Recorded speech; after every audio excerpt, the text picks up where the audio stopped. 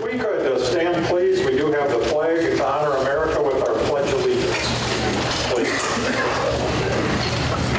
I pledge allegiance to the flag of the United States of America and to the republic for which it stands, one nation under God, indivisible, with liberty and justice for all. Thank you very much. It is my honor this morning to start us off. I'd like to introduce Rick Pakolka. Thank Rick and his assistant Karen for putting this together. Rick is the president of the Regional Economic Development Initiative, better known as REGI. So, good morning, Rick. You can clap for Rick if you want to.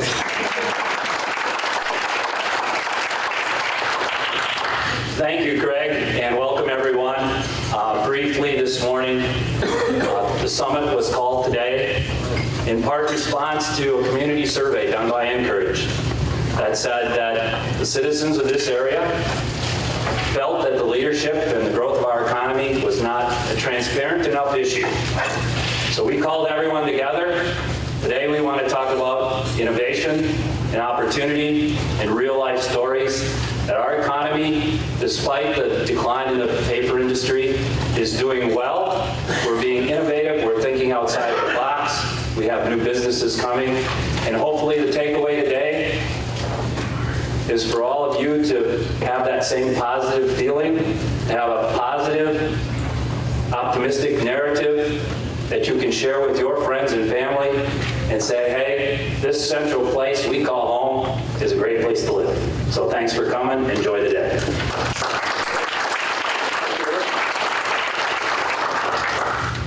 Well, since we're in beautiful downtown Wisconsin Rapids, we thought it'd be really great to have the Honorable Mayor, who's in his, just beginning his third term, fourth? Wow. Good for you. Fourth term.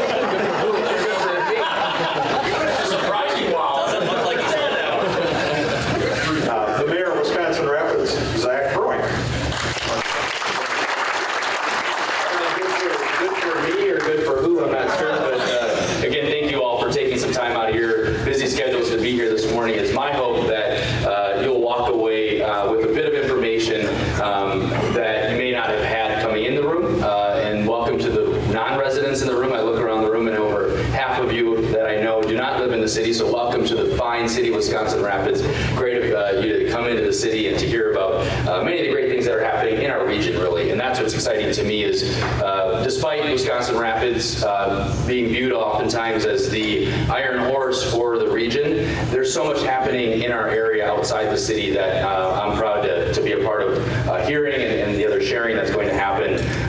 17 years ago, this community really went through a tough time, and since then, right? Not just 17 years ago when economic shock hit Wisconsin Rapids, but really the region. And what was then is certainly not what is today or what will be tomorrow. And I'm concerned, and I'm excited at the same time that many folks are getting involved and really seeing a vision for economic investment in our community. In Wisconsin Rapids, it's really important for us to take a blended approach, that it isn't just maintaining our infrastructure, which much of it is 100 years old. In 2020, Wisconsin Rapids officially will be 100 years old, and much of that infrastructure is 40, 50, 60, 70 years old, and it's very expensive to maintain that infrastructure, but it's of critical importance. And at the same time, as we're maintaining our infrastructure, we're also taking an approach to step out of our shell a little bit and make investments in quality of life, recognizing that the attraction and retention of talented individuals is a very competitive business. And cities across the country, especially small towns, are doubly challenged, I believe, over our urban and our metro counterparts, because those are the naturally exciting places. That's where the investment automatically flows. And in communities like ours, we have to make a really compelling statement and really a compelling story to attract residents, but also attract and retain existing businesses. And I think as we think about economic diversity in Wisconsin Rapids, looking forward as new firms come into our region and as new firms get started here, we have to continue to think about ways to support them. And I'm excited that I believe that the city is taking a much more proactive approach, supported by the city council, and there's some city council members in the room, so thank you for being here, because it really takes a team, and it's not just the mayor that brings business to town. It's not just the city council that approves and denies certain business opportunities, but it's all of us. So thank you again for being here. It's my hope that, again, you'll learn something today. You'll share something with the group that maybe the rest of the group doesn't know, so you'll be able to share, as Rick said, the message with other folks in the region that are maybe not quite feeling or seeing much of the excitement that we're all seeing and being a part of. So thank you.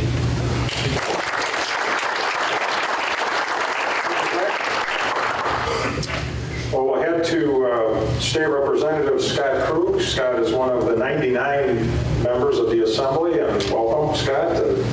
He's going to make his comments, and he's going to talk all about this on the radio here shortly. So thank you, Scott.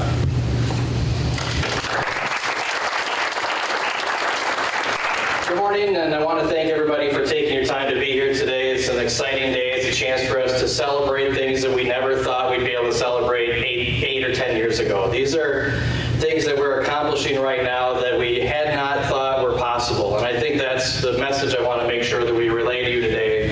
Is that the things that we've seen accomplished, whether it's the airport or whether it's Sand Valley, that they're the tip of the iceberg, and that there's more coming, and that there's bigger things that we can accomplish. And the reason we're able to accomplish so many of these things is because for the first time in my lifetime, I grew up in Wisconsin Rapids, went to high school here, been here for forever, live in the town of Rome now. But for the first time that I can remember, the collaboration is finally in place. When I was growing up, there was so much competition between everybody in their individual silos. You know, the chamber was competing with, you know, whatever groups in the city or in the county, and, you know, the legislators always were not with each other all the time, never really a good connection with the city. Right now, everybody is out of their silo. Everybody is working together towards common goals and common projects, whether it's the riverfront redevelopment here in Wisconsin Rapids, the Tribune project we're still working on for the next state budget, the things we've accomplished with Sand Valley, the growth from Mariani and Ocean Spray and Renaissance and everybody else. The thing is that everybody's working together. There's one common shared vision, one common shared goal, and that's led to accomplishment. And that's something that we can all be proud of, that we've all been a part of, that I'm asking you to still be a part of moving into the next legislative session as we get back to Madison to try to help create some more things for Central Wisconsin. Legislatively, it's been relatively simple. When we get requests from individuals here saying, hey, we need help, we go down and we fight for it. The airport is a great example. Working collaboratively with Reggie and the Chamber and Encourage and the City of Wisconsin Rapids and the shared governance out at the airport, we came up with a plan to institute to the state budget, something to support the growth of Sand Valley, got it into this joint finance budget process, got it passed through the budget, got it signed by the governor, only because everybody was on the same page. Only because we took a chance to be optimistic for a while instead of pessimistic, because there's always been an undercurrent in Wisconsin Rapids of pessimism. And it's time that we combat that face forward and try to just push it away, because it's not time for pessimism anymore. We're standing on the cusp of regrowth. We're standing on the cusp of revitalization. We're standing on the cusp of, you know, developing our 21st century workforce. All the things you're going to hear about today are all things we play a role in and eventually get to us in Madison to try to get across the finish line. So whether it was the airport work we're working on, the riverfront dollars, the money to repurpose the mill out in Port Edwards, all of these things we've done legislatively, don't get done without your input. So as you see ideas and think of things that are more creative and outside the box, make sure you get a hold of myself, Senator Teston. Let us take those things across the finish line. We really would love to see some more emphasis on getting that business park in Barron filled up that we got passed in a session or two ago. And there's things that we've done that we can capitalize on now that the time is right for the picking. So I think we can celebrate the excitement we're all feeling today. Make sure when you're talking to people who are being a little pessimistic that they get back to us some of those comments so we can relay what's really going on. Just this week, for example, we hear a lot about the Foxconn development in southeast Wisconsin and how it's just a southeast Wisconsin thing and has no direct input into our area and our economy. Well, one of the first 25 contractors who was selected was right down the road from where I live in Rome. So the trucking firm is going to be a Foxconn subtractor right off the bat. The first round of announcements. So that development we keep talking about that people have some negativity with yet, you've got to understand the impact's Mexican has statewide. It's hard to have that the vision before things happen sometimes, but it's really going to materialize and be a good thing for everybody. So take a chance to talk to us all throughout the day as we're traveling around or in between panels. We're here for your information, and we want to be a part of the process of making Wisconsin Rapids great again. So thanks for your time today.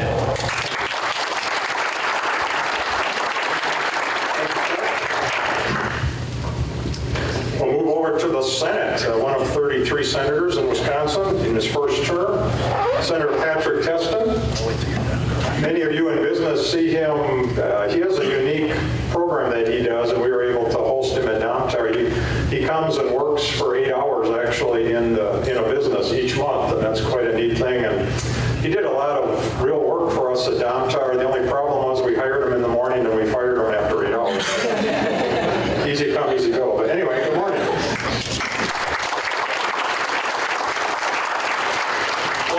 This is a fantastic turnout. I really want to thank Rick Prokovka, who has done the legwork to put this all together. And I am encouraged by what I see here because we have business leaders from across the community. We have people from education, healthcare, local government, economic development, the chamber.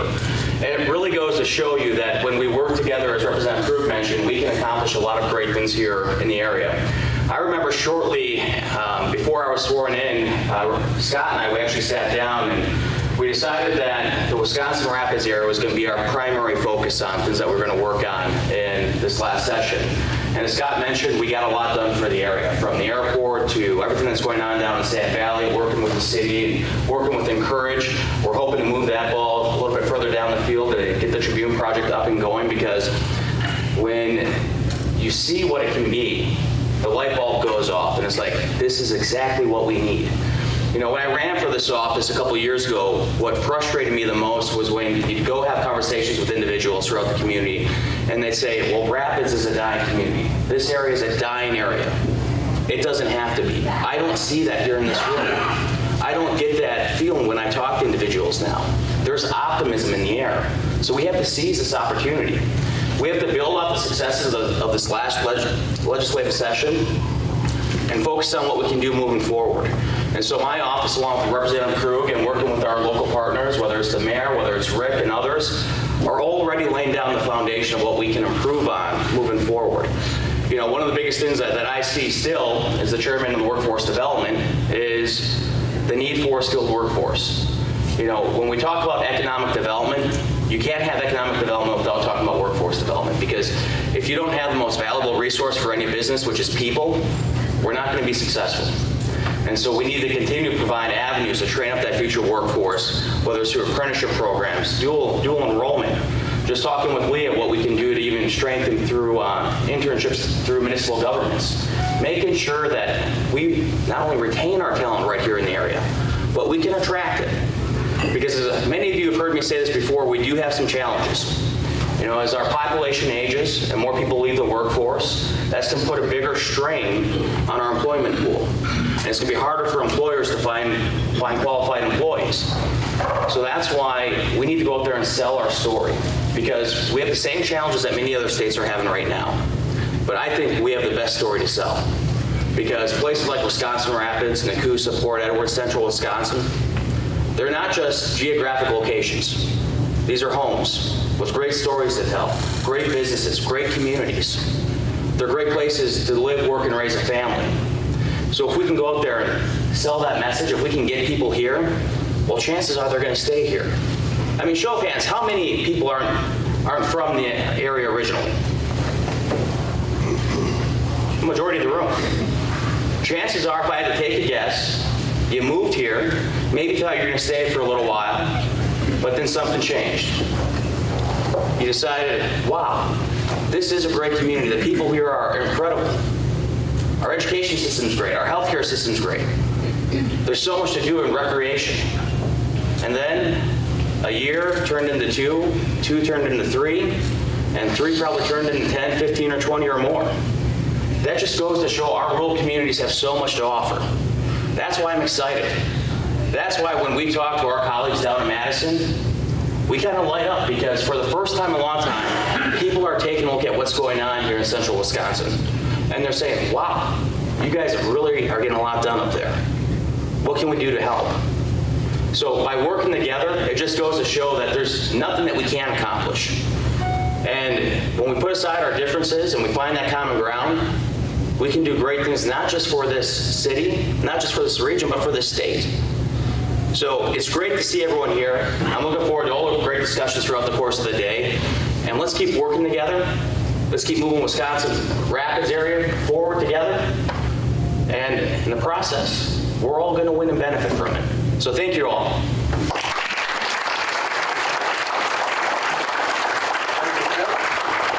Also, if you came in from that side, the parking lot, you may have noticed kind of an impressive vehicle out there. Mid-State Technical College has a unit out there that we would really like you to get a chance during a break or when you get a chance today to go take a walk through there, and the folks from MSTC can explain that. But it's you can't miss it.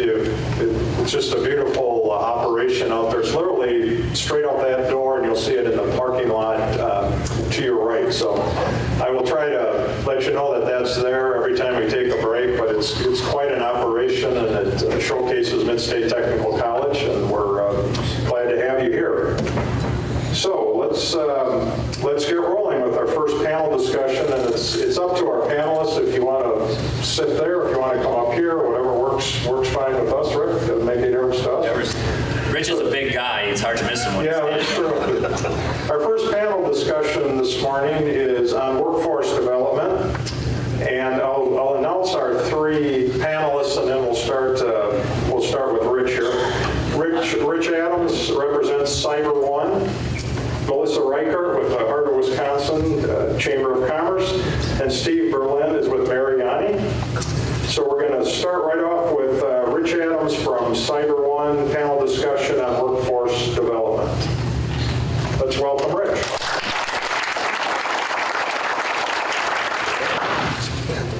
Good morning. My name is Richard Adams. I'm originally from the state of Texas, not from Wisconsin at all.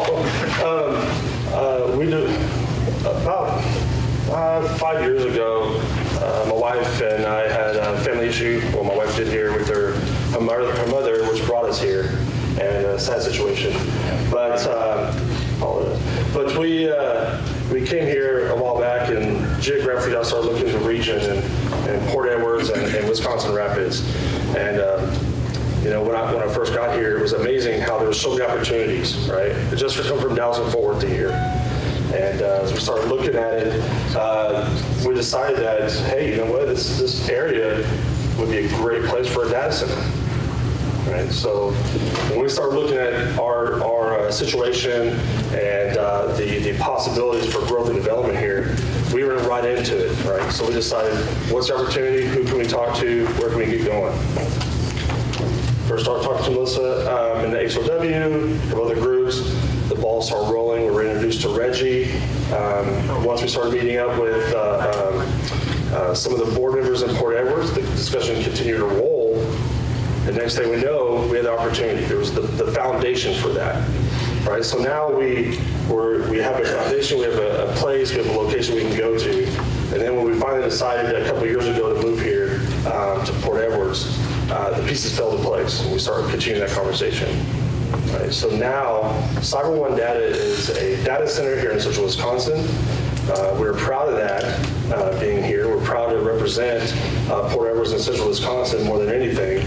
And even being from Texas, I enjoy that. I enjoy the conversation. Even going back home and having those discussions with people there, telling my friends about the opportunities that are here, and I love it. Okay.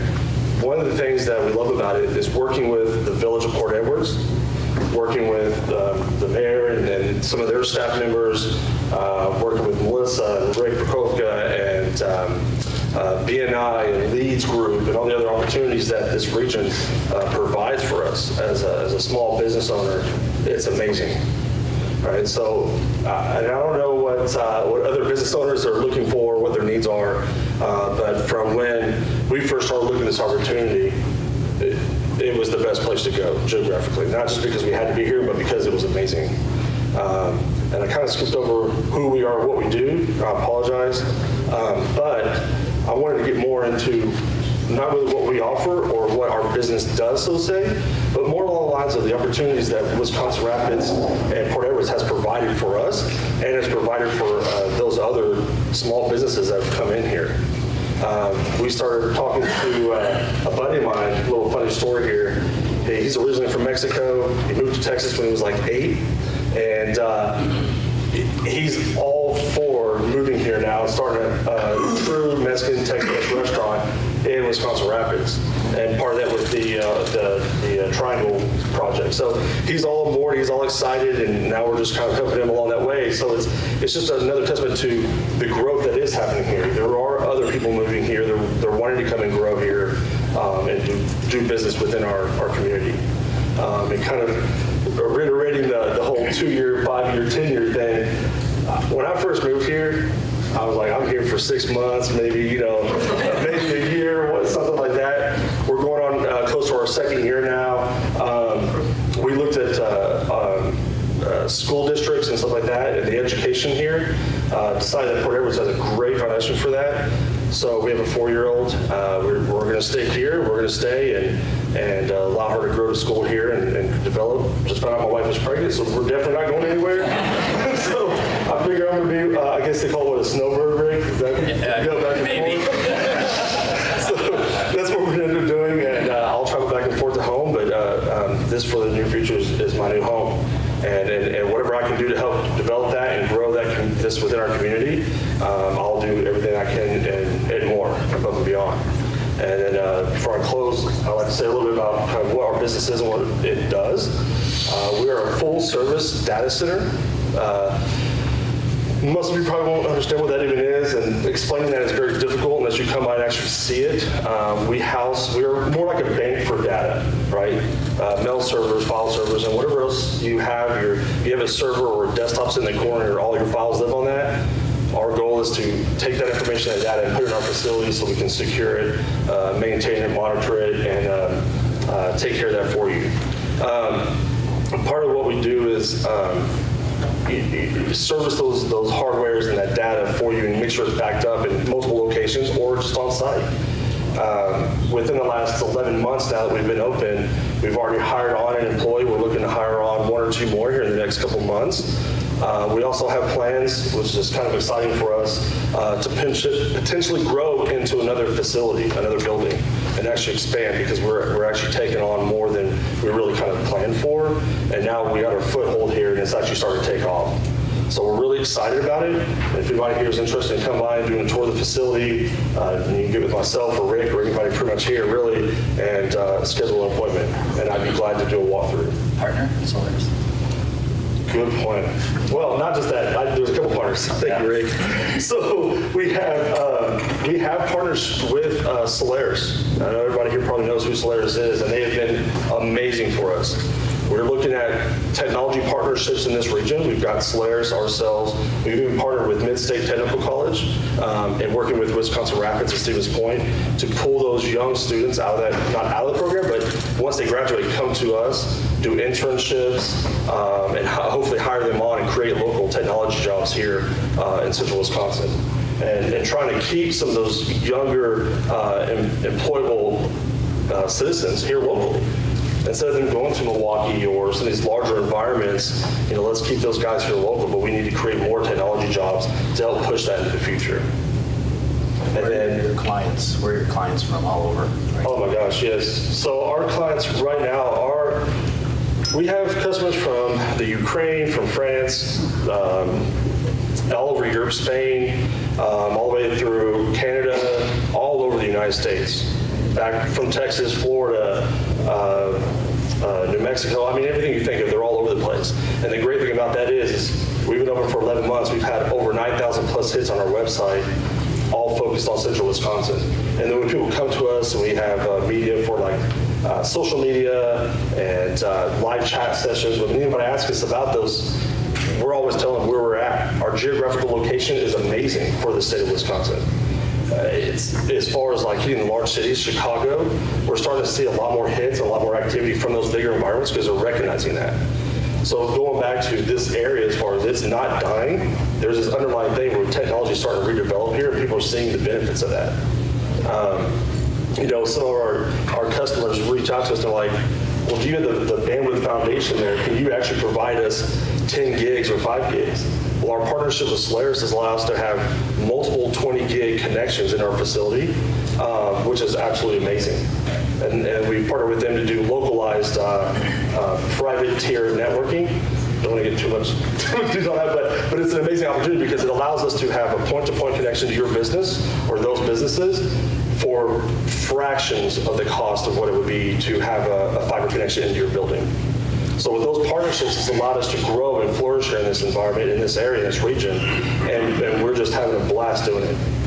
Going to these different groups and have those conversations, it's so much fun, and I encourage anybody that's looking to go out or start anything, or you have an idea for a business, please by all means step up and let's get this started, because I'm ready to see Wisconsin Rapids blow up. So, Rich, could you just mention the location?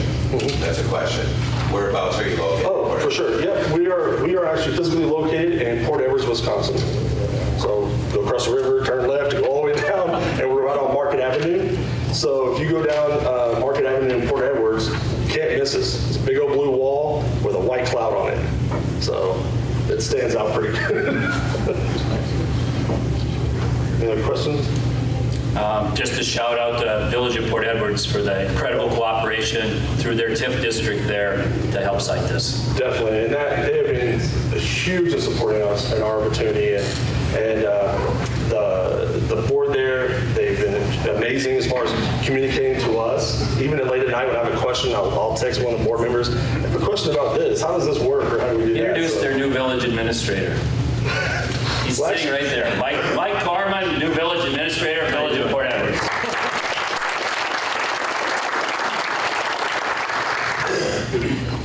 Thank you.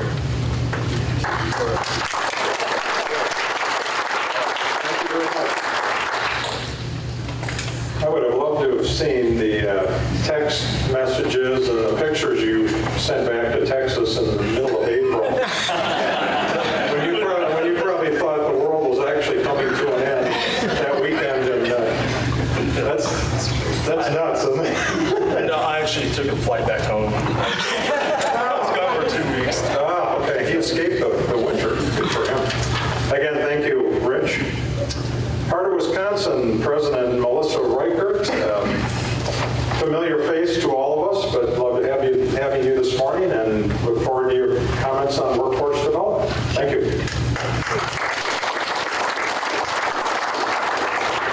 Good morning, everyone. Most of you are familiar with our mission of the Heart of Wisconsin Chamber of Commerce. That's to empower, network, and promote people, businesses, and resources. And a lot of what we do, you visibly see out in the community in the form of our quality of place type events, like things like Lunch by the River, Rekindle the Spirit, Rendezvous by the River down in Nakusa, Gather by the Gazebo out in the town of Rome. We're very visible in our quality of place type programming, but we're also very, very involved in supporting the entrepreneurial ecosystem here in Wisconsin Rapids. Me, a lifelong resident here of Wisconsin Rapids, born and raised, been involved in several different business operations here in the community, and I also have a very strong educational background in business development. I have an MBA. I also have a master's degree in public health, and that master's degree in public health is kind of what sparked my interest in the topic that I'm going to talk about today, and that's entrepreneurship in non-traditional populations. In this case, it's the people that are residing at our Wood County Jail. We have about 3,000 members of this community that seem to cycle in and out of that Wood County Jail, and really that's causing problems for not only the county as a whole, but it's causing problems for employers here in Wisconsin Rapids, and it's causing problems for those families. So we put together a program that will teach entrepreneurial skills to those that are currently housed at the Wood County Jail. We held our first session a couple of weeks ago. We had 48 people participate throughout the day, and an additional 3 people that came in just because they'd heard about the program and they were interested in the program. It was a great day with partners from SCORE, from the Small Business Development Center. The library was one of our partners that day. Rich Adams was there, as well as the owner of Blue Play Cafe. And they really helped the participants understand what it takes takes to operate a business through a business planning workshop, through marketing training, unveiling all of the great resources that there are at the Macmillan Library. If you haven't been to the library lately, you need to go there. The tools that they have for people to start businesses, to create 3D printers, there is a variety of resources that are here right across the street at that public library. Actually, myself, the next day, I ran into a couple of people over my noon hour. I went over there and was doing some business research because they have some databases there at the library that I don't have access to in my office. So that Macmillan Library is really a treasure, and that'll continue to be a main portion of our entrepreneurial training. The day went absolutely fabulous. The inmates that participated in that program were respectful of our presenters. They were wonderful people, engaged, and they're excited to take things to the next level. And speaking of that, taking things to the next level, we already have a participant that was motivated because of that initial boot camp to receive a certification. It was a very short certification course that'll allow him to operate a maintenance business, and he's getting ready to launch that business already later this month. So we know it works already. We know absolutely everybody that's involved in that program is not going to start a business. A lot of them, it's just not in the cards for them at this point in time. But those people and that experience is valuable as well, because the skills that you learn when going through the business planning process are directly transferable into work skills.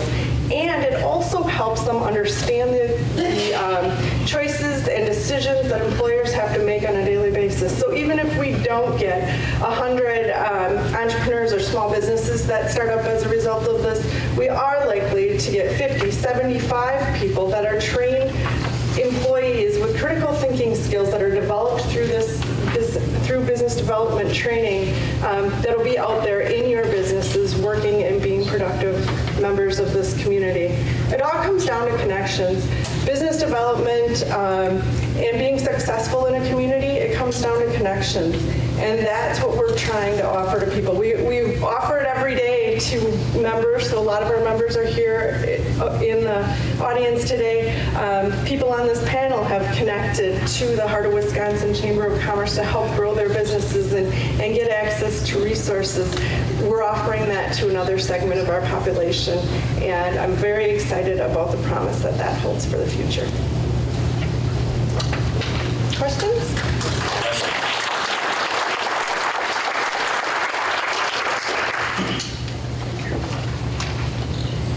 Thank you very much. Interesting program, really sounds exciting. Back to the Midstate Tech, it's actually, I have more information. It's a mobile tech lab, and what I've been told by a couple people is that you don't want to miss it. So again, if you just keep walking straight out to that, you'll run into it. I would recommend not running into it, but walking up the steps and going through it. So, Don't bother me, ignore it. yeah, big step. We need to thank our sponsors today again, and if we could give a round of applause to the following groups who sponsored this particular, all the logistics, all the costs, and all kinds of things today.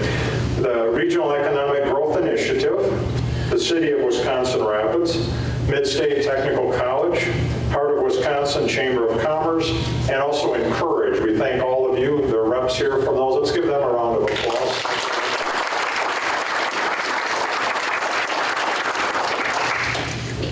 I'd like to introduce a good friend of mine, Steve Berlin, president of Mariani. He's going to talk about the Mariani story, which is really quite, it's both entertaining and both interesting. They have an expansion out there, and also they have kind of I would call it a non-traditional approach for new employees. So welcome, Steve. Glad to have you this morning.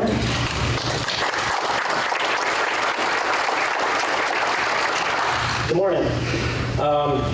So Mariani, I'll give you a little history on Mariani's. Back in 2007, Mariani bought the existing plant here in Wisconsin Rapids. We make sweet and dried cranberries and cranberry concentrate.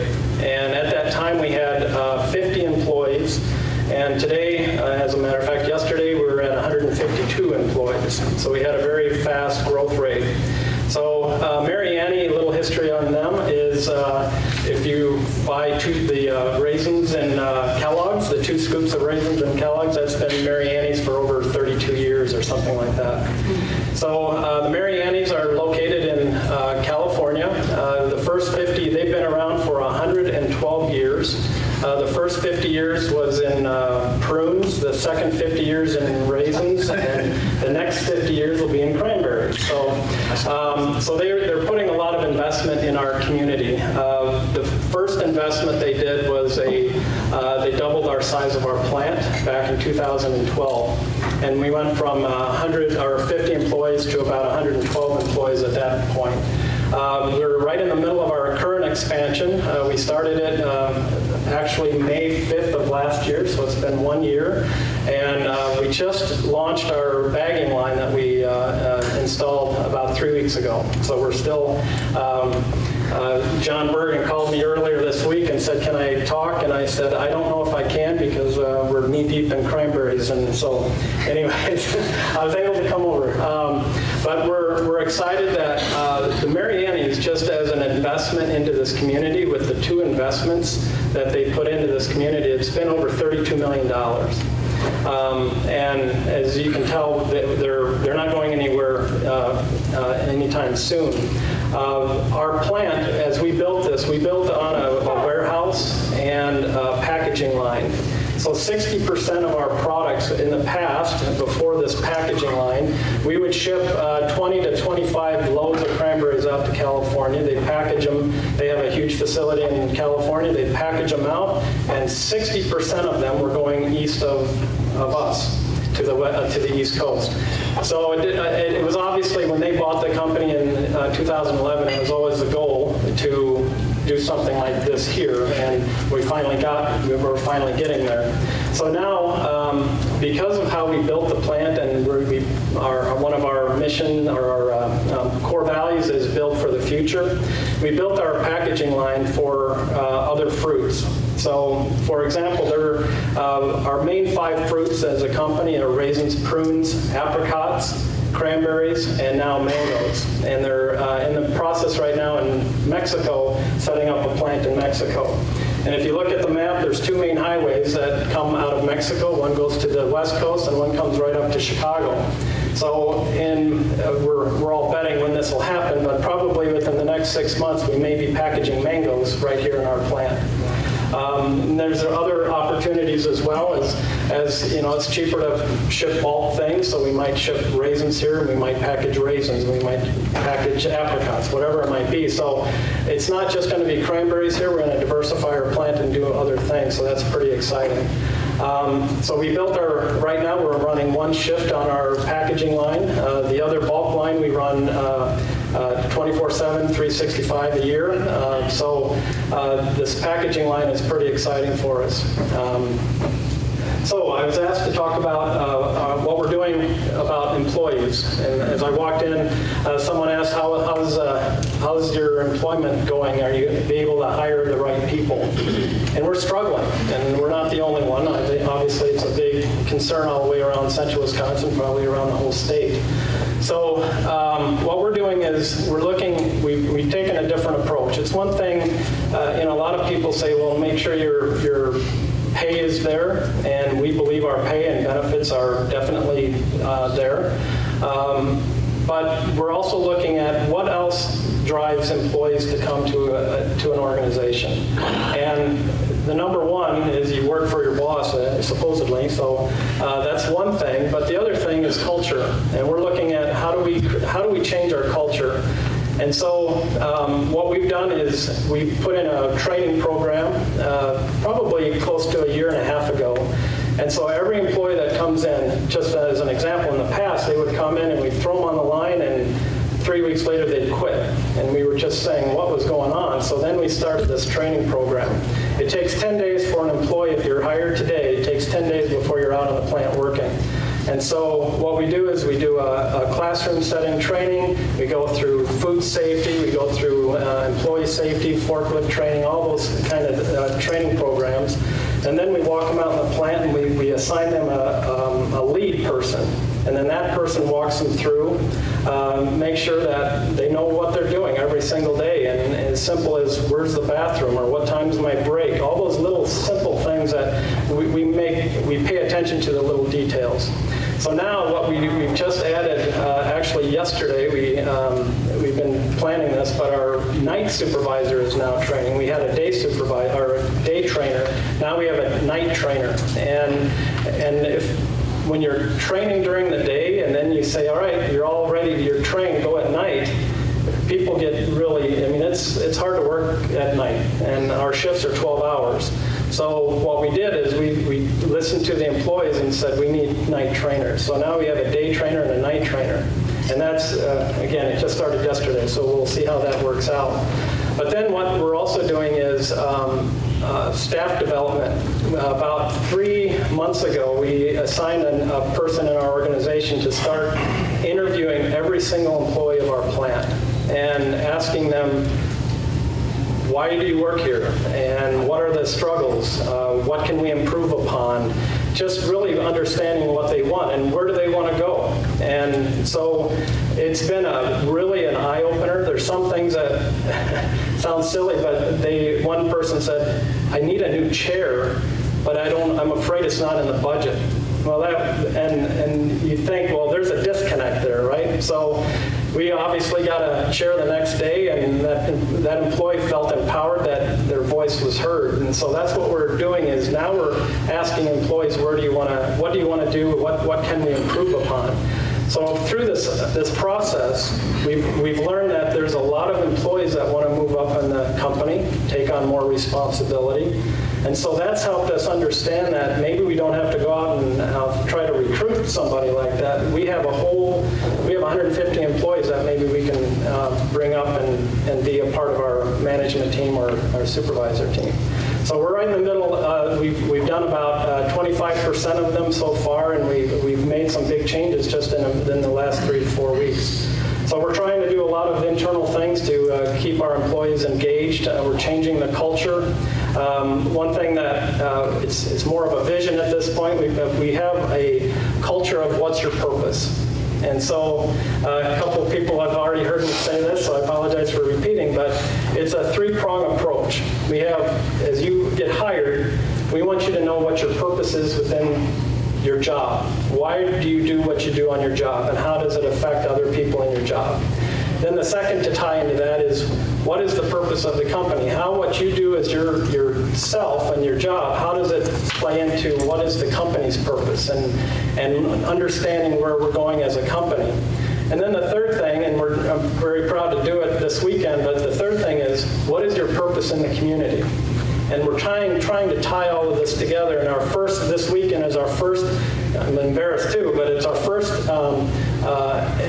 community event. We're going to walk the Southwood County Humane Society walk, and we actually have 35 employees and their family members, and most importantly their dogs, are all walking this Saturday. So what we're doing now is that's our very first community event that we're tying all this culture and what's your purpose together, and it's going to be fun to see how this all grows. So that's what we're doing at our facility. Everett? Could you talk about sharing the value of how you're treating your employees, because they're your best pipeline to new employees, and how someone here who knows someone that may want to apply at Mariani might go through that process? So are you talking about the recruiting? Or? Yes, and that your employees are happy and have a purpose. They share that with their friends. That's your best pool of future employees. Right, yeah, the word of mouth, as we all know, is the best way to do it. We actually have employees that now have their family members working. We can't have direct reports, obviously, that way, but we have husband, wife, we have brother, sister, we have mom and son.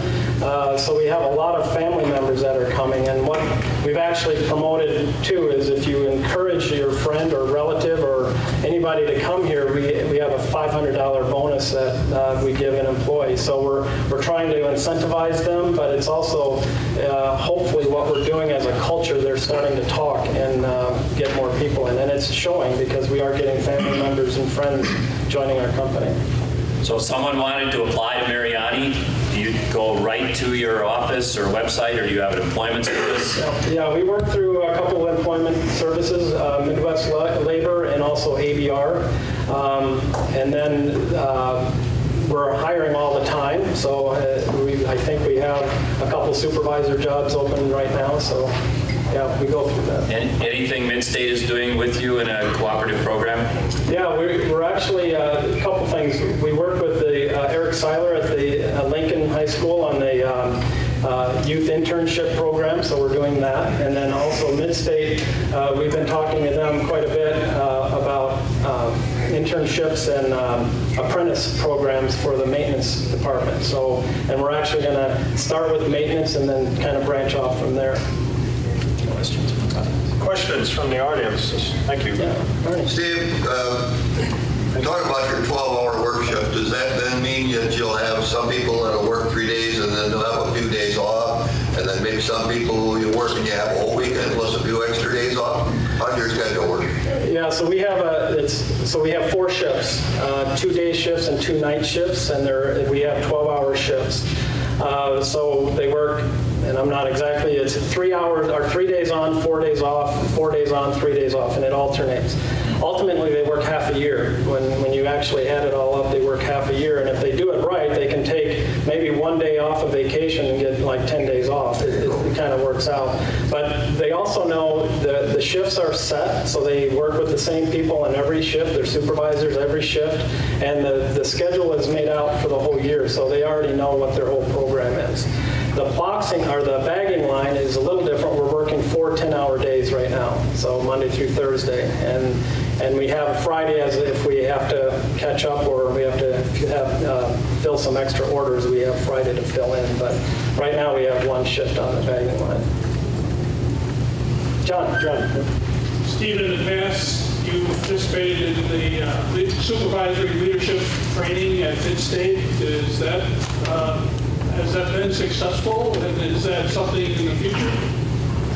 Yeah, we actually did 2 programs. We did a supervisor program as well as a food science program.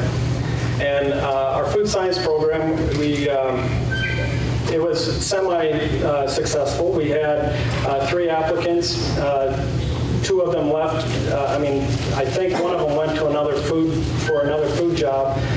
One of them left and did something else, but then our last person we hired is still there after, I think it's been almost 7 years. So, and he's one of our assistant quality managers. So he's done well. The supervisor program, we're looking right now with the company worldwide is spending a lot of money on training. We actually hired 2 training specialists out in California, and we're creating a Mariani University for training. And so it's going to be an online type of program that people can log in and do if they want to learn Excel spreadsheets or how to do email or whatever, they're going to do those kind of things.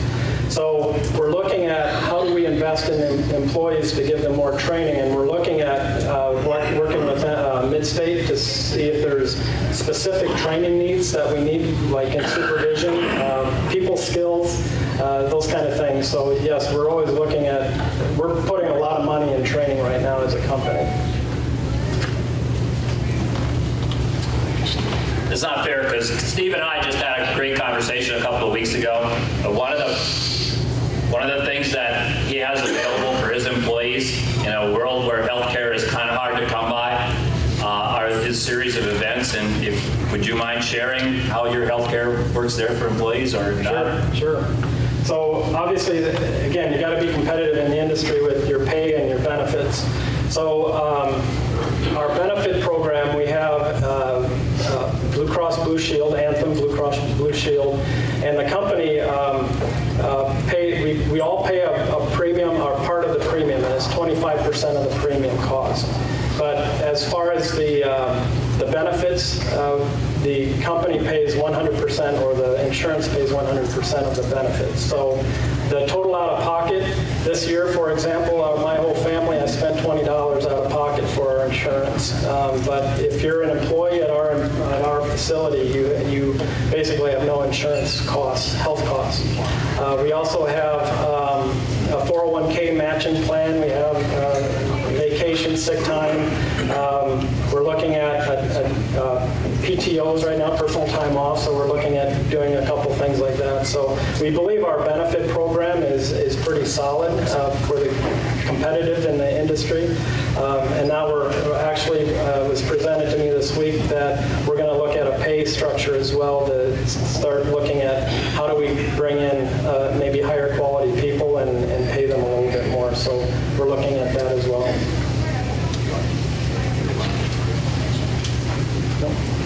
Well, don't go right ahead. I was going to say questions for any of our panelists, but go right ahead. For Steve? The culture piece that you're working on sounds amazing, and I think that is, something of choice for people besides paying benefits. How are you evaluating success with that? So the staff developer that's asking the questions to all the employees, again, we're at the beginning stages of that. So she's keeping records of everything that she asks them. And then she's going to do follow-ups and see how, if there's progress or, how we're doing in those spots. We also have, in the break room, we have questionnaires and things that we're sending out, and we're trying to get more direct feedback so that we can address issues or see if we're improving, those kind of things. Yeah. And I know Kelly had a question too. When I get a microphone on top of it. So I just want to make a comment, not a question. Sitting next to John Bergen here is how unusual it is, and to commend Steve and Mariani, because in a tight labor market, it is very easy to say, the problem is with the workers, right? What's the deficit there? And we don't turn and look at our own institutions and say, how can we create the kind of workplace? It requires both. It requires good workers who are skilled and prepared, but it also requires employers and businesses that are looking at themselves. And Mariani is really leading that body of work here in our community, and this is a national trend, and Mariani is a leader.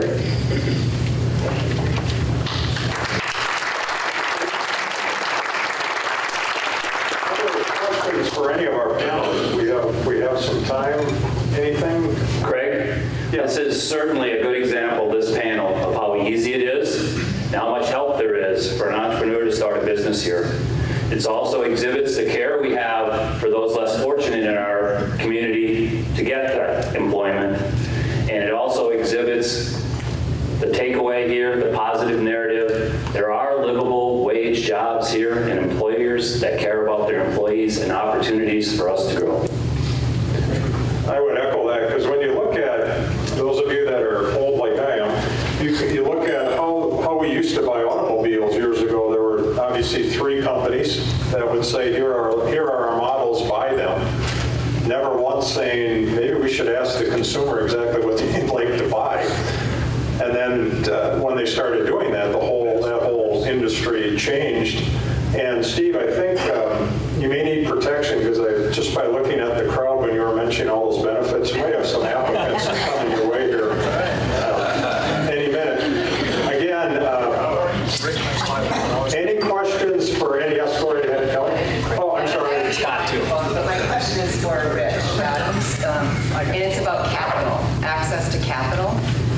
As you did startup and where you are right now, how has your experience been in terms of accessing capital in this region and marketplace? Do you see any gaps? The question is access to capital. We'll give you the mic. Yeah, definitely. So in the beginning, it was a little bit more difficult figuring out where that money would come from or where to find that money, right? So one of the things that we've been working on and per our discussions here, I think between our Wisconsin and Reggie and so forth, is how does that information become more readily available for people to take advantage of that? And once you get your foot in the door and you're out there and you're talking and making those conversations, it's actually quite easy to come across it.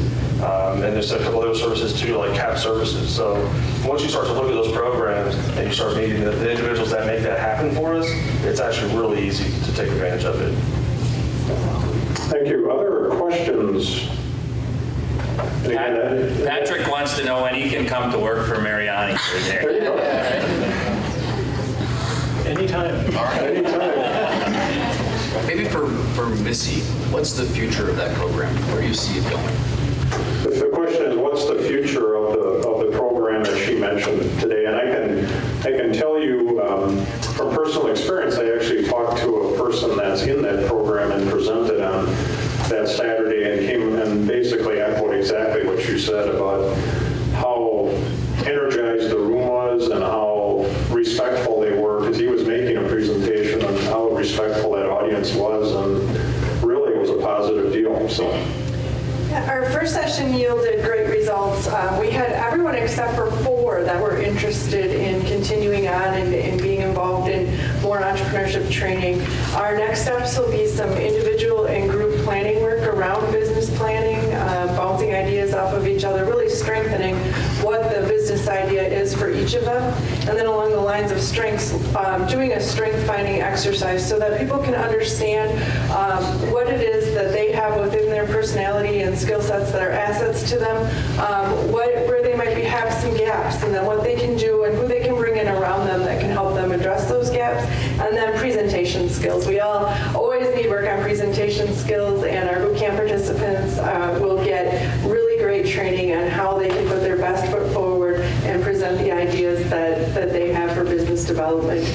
Those are the near-term steps that'll happen. We'll also be developing a really strong mentorship program where individuals that are ready to take that leap and operate the business have people that are already operating businesses in this community that are willing to help mentor them to become successful business owners. So very robust program that will continue to develop. John Bergen.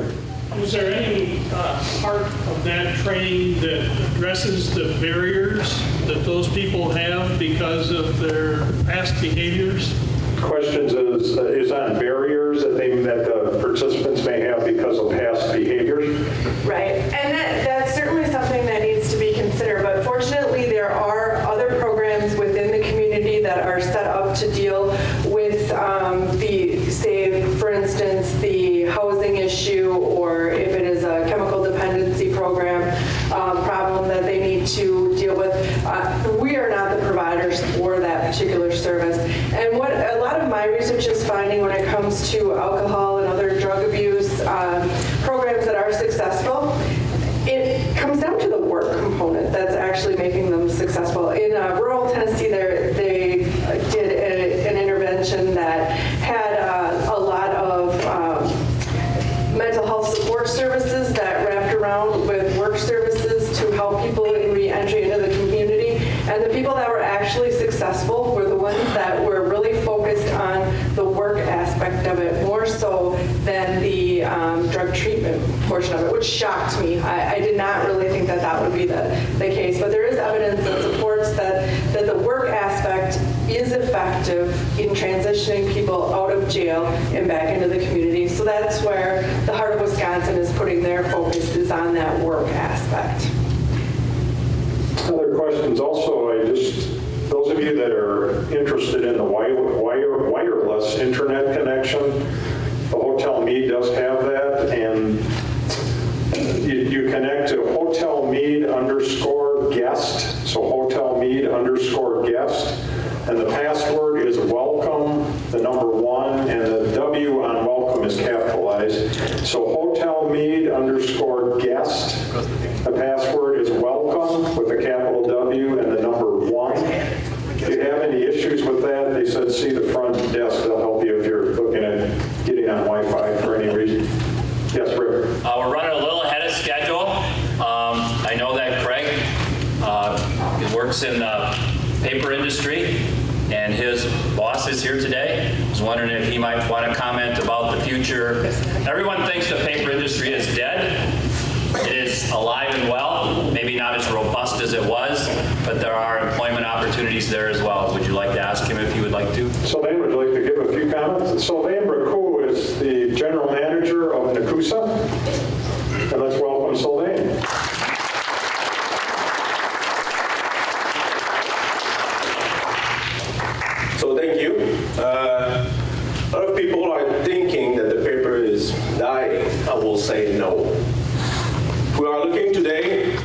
who's using right now paper? A lot. At the coffee table, you can find paper. You will use it for your food. You will use it for packaging. Right now, we need to think where paper should go. Plastic is more and more an issue. So we are using plastics to wrap everything. But what happened with the plastic after that? Yep. Ends up in the ocean. Ocean, forest, everywhere. So what will happen with paper? It will disappear. It will make more trees. So it can be useful after that. So this is right now really where we are thinking where we need to bring the business. So we are working on that at Domtar. We are putting new product in place to make sure that what can we use paper not only for writing, not only for food, but what else can we do with it? So right now we are working hard to find that market and making sure that people will be ready to use it. People, we need people, I will say, to be successful. Hopefully in this area, we can find a lot of good people.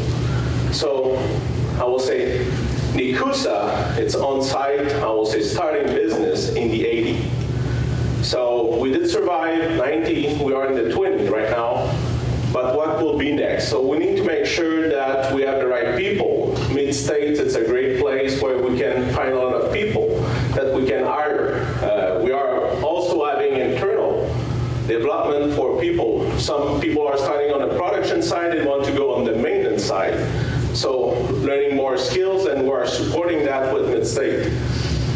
We are also promoting, saying yes, all the managers, supervisors, at one point you need to have some of them coming from inside. So we have growing as a supervisor training at Domtar. So how can we make people understand what they need? So Domtar, what we do is we are doing a survey every 2 years with all employees to understand what we need to improve. Because we need to be aware that what are the expectations. It's not always easy to get there, and sometimes it will take years. But every time you make a small improvements, you will have gain. So I will just encourage you to talk to your people. And I'm saying it's not easy because sometimes the list is pretty long, but working together, we'll be able to get there. So I will say at the Nikusa Mill, we have 4 unions. I will say for me, it's pretty uncommon. Most of the time you have 1. So having 4 bring more value, I will say, because you have different voices from all the employees what you need to improve. Thanks.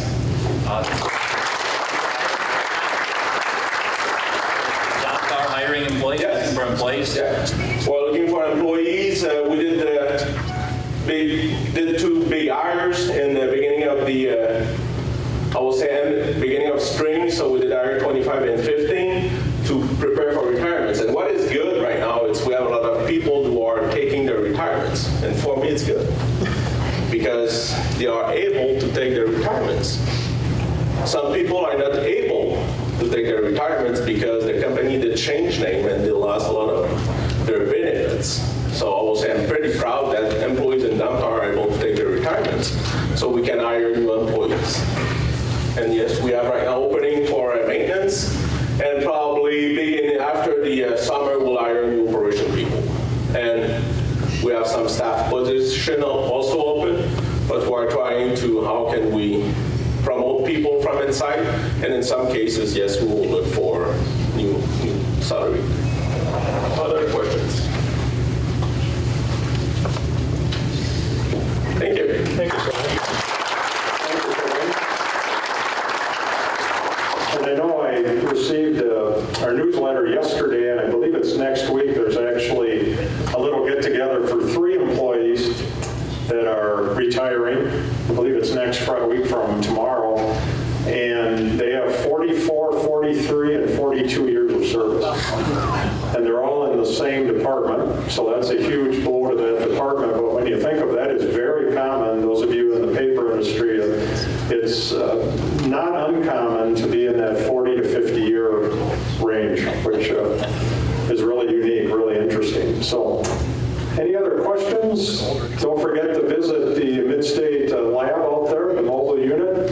We're on break. If you're in our second panel, if you can come up here sometime between now and about 9:15, we'll start again at 9:30, correct? Thank you very much. Marion, we have 4 other extremely important guests that we want to introduce, and if you are in the room, I will have you just stand for some applause at the end. Mary Ann Lippert, I saw Mary Ann, she represents Governor Walker. She has about 1,000 counties, everything from Pittsfield North, basically. Mary Ann, thank you. Gordon Crow is the president of Synergy. Gordon right there. Scott Larson is here. He represents what's called MACI. That's the Marshfield Area Chamber of Commerce and Industry. And Todd Kukan, Portage County Business Council. Hey Todd, that's a pretty nice suntan for early May, I'll tell you. Oh, good for you. Alrighty, again, thank you. We are going to move into, again, our 3 panelists for Central Place in Innovation. We're going to change the order a little bit, I'll just let you know that. We'll start with the Boys and Girls Club, and then we're going to head to the Convention and Visitors Bureau, and then end this section with Encourage Community Foundation. So it's my pleasure to introduce the Executive Director of the Boys and Girls Club, Kent Anderson.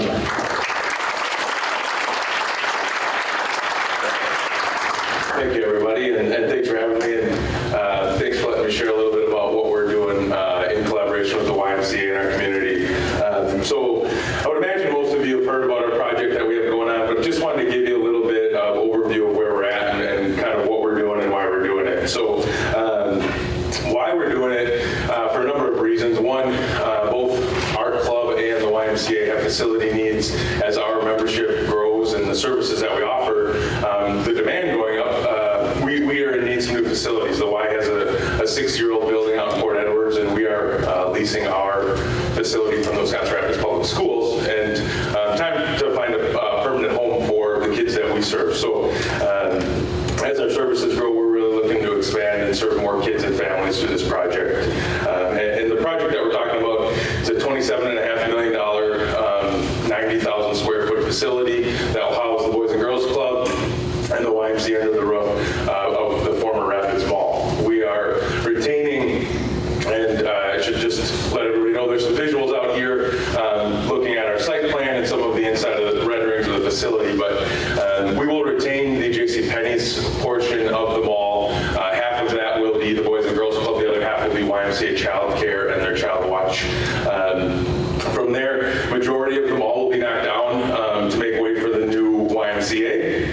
We'll also look to relocate the VA clinic to in between where Centralia is now coming into the mall area. So the VA will go from about 10,000 square feet now to just under 20,000 square feet and give them that ability to implement a new model for their health care. But we to date have raised over 90% of the funds we need to get the project going. We're looking at Myron Construction as our general contractor. They'll be going out to bid here in the next week with a return of those in June and hoping to start construction in August. So we are getting pretty close to some action over there. Some of the amenities, just to give you a heads up, the YMCA portion, there's 2 bodies of water. There'll be a 6-lane competitive pool, as well as a recreation pool that we'll use for fitness classes, some aquatic therapy, and then a whirlpool portion, along with a 0 entry for some kids' play area. We'll also have 1.5 full-size gyms, a wellness center, childcare, fitness studios, and then a demonstration kitchen, which will be used for teaching on the YMCA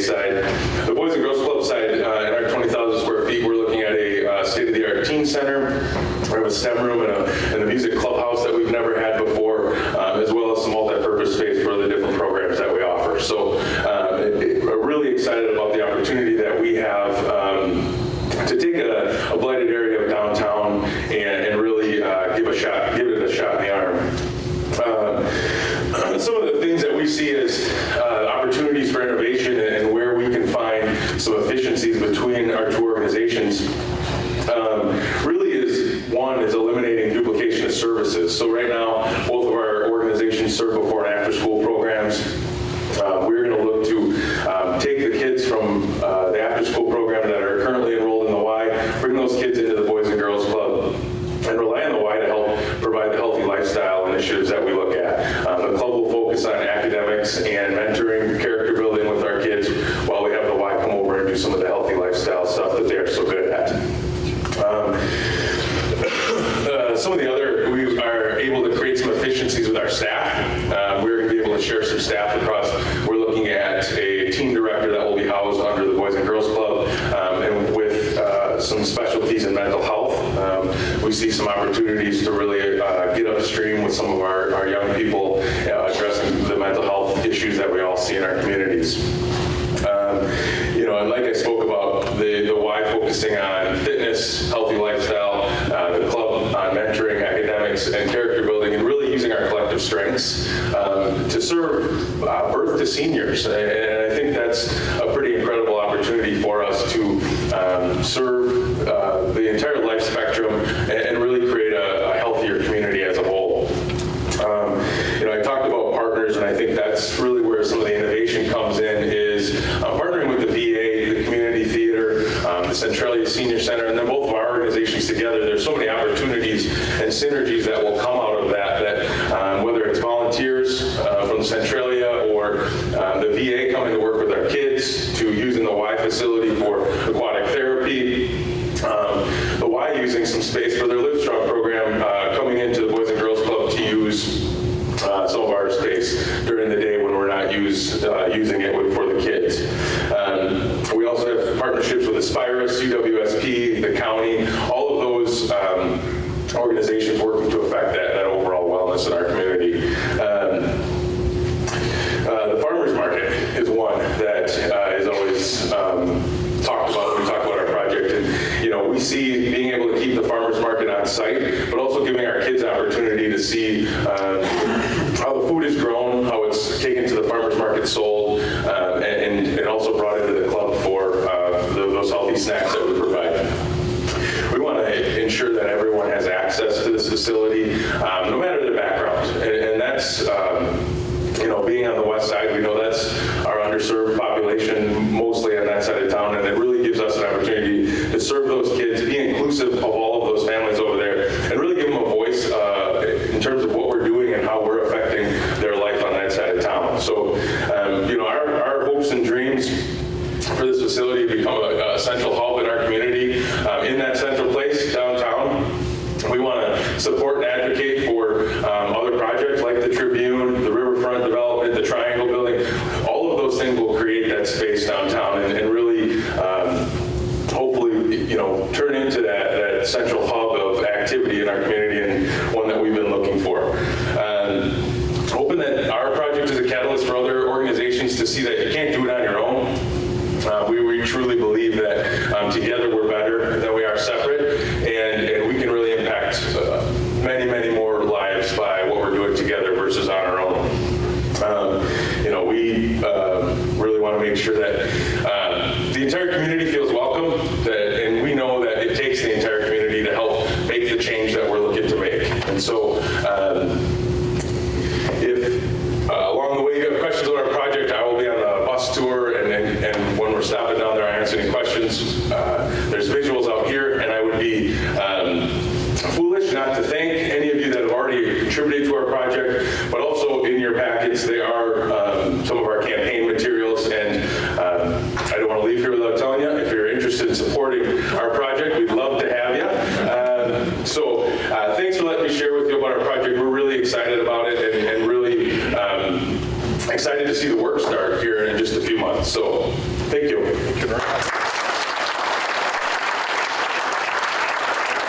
Thank you, Kim. Question. Any questions for Kent? Again, we'll have time afterwards too. And yes, ma'am. How many children do you serve right now? Sure. The question is, what are the client base? How many children do you serve? Sure. So right now, we have 4 sites. So we operate out of the old Pitch Elementary School building on the east side of town, and then we have 3 school sites. One at Mead Elementary School, one at see about 350 kids a day at each of those sites, and serve somewhere between 1,500 and 2,000 kids throughout the year through our membership and outreach. Kent, yes. How common is it for a Boys and Girls Club and a YMCA to share the same building and same program? Very good question. Not very common. In Wisconsin, there are two models, one good and one not so good. Down in Janesville, I'll start with the not so good, they were forced into a partnership. Boys and Girls Club YMCA were forced into a partnership by some funders and their board. It hasn't really worked very well because both of the organizations are still trying to do their own thing and not working together to serve more folks. So the model that we are looking at and that we're really mimicking is out of Fond du Lac, Wisconsin. They built a new facility in 2008 with the Boys and Girls Club YMCA, and it was in their downtown area. And really both of their organizations are similar to our organizations in size and budget. And not only did both of their organizations really increase members, the revenue that they're bringing in, and also the support from the community, but it's really become a central place and central hub in their community of activity. So they have, it was about a $14 million project at the time, and just to share kind of some of the things that they've been able to do. Fond du Lac, for example, the Boys and Girls Club, built a new facility to get rid of any wait lists they had. They had a wait list before they even opened those doors, and now have had to open up 9 different school sites to serve the amount of kids that they have coming through their doors. So it's a great model, and that's kind of what we're mimicking. Other questions? You know, still maintain those satellite operations? Good question, yeah. Port Edwards and Nakusa will remain the same. We will look to bring those kids from Meade Elementary School over to the new facility once we're up and running. And then we'll give the pitch building back to the school district when we vacate. Go right ahead. Can you share with us the demographic that you serve? Sure. So about 65% of our kids receive free or reduced lunch at school. We have about 30% of our kids come from single parent homes. 90% of those kids are single moms. A question there. It's not a question so much as a comment. I know that Kent, you've been really in your leadership looking at how to develop your staff and your internal culture and thinking about what Steve said this morning about tending to that culture. It might be really interesting to think about when those organizations come together, how that could be leveraged across both and really take some learnings from what he's doing at Mariani into both Boys and Girls Club. Good point, absolutely. And we began talking about those things of how do we bring our two organizations together and have our staff really work together and have seamless transitions between the two organizations to serve those families. So yes, thank you. Thank you very much. Thank you. Give him another round of applause. I'd like to introduce Laura Nelson, the Executive Director of the Convention and Visitors Bureau, and she has to be really happy to see a nice big crowd here today and folks coming into central Wisconsin. And let's welcome her with a round of applause. Thank you, Craig, and you're right. I am super excited to see how many people we have here today, not just from outside of the area, but I was commenting to Rick earlier about the concentration of really unique individuals in this room. Each one of you guys is a power player in your own universe, and I think that's really neat to see everybody together. So the conversations that are had throughout today can really make change, which is very exciting. So as Craig said, I'm the Executive Director of the Convention and Visitors Bureau, and I think I'm going to start at the beginning in talking about what I do because I think that's a great place to start. So the Convention and Visitors Bureau's actual mission is to promote the Wisconsin Rapids area as a destination, resulting in economic prosperity for organizations and businesses. So as a destination is kind of the key there. A lot of folks are confused about what a Convention and Visitors Bureau does, how we measure our success, and what our business structure really is. So I'm going to start by answering some of those questions, and then we'll move into our innovations and opportunities. So we are an organization that is funded through hotel tax. So this very room we're sitting in, it's our job to fill it. Hopefully with people from outside of the area who come and spend money in all of your businesses, spend time with your organizations, and contribute to the tax base, of course. So when we do this, we have various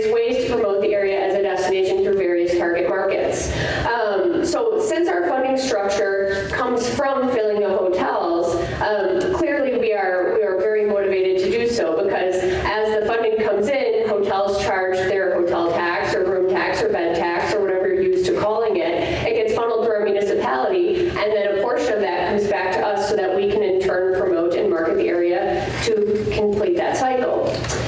So if we don't do our job well, we don't actually exist as an organization, so that's extremely motivating. So another confusing thing is that a lot of folks confuse chambers of commerce with tourism organizations. So, and you know, that's a perfectly fair situation, because in a lot of destinations they're one and the same, and a lot of destinations are under the same roof, because there are a lot of synergies in what we do, right? We're both trying to contribute to the economic value of a community. So I'm going to kind of delineate the difference quickly here. So the Chamber, Missy and her crew, do a phenomenal job caring for our local business community, recruiting business to the area, whether they be small businesses or supporting entrepreneurs, or whether it be trying to grab an industry to fill some of these gaps that we may have.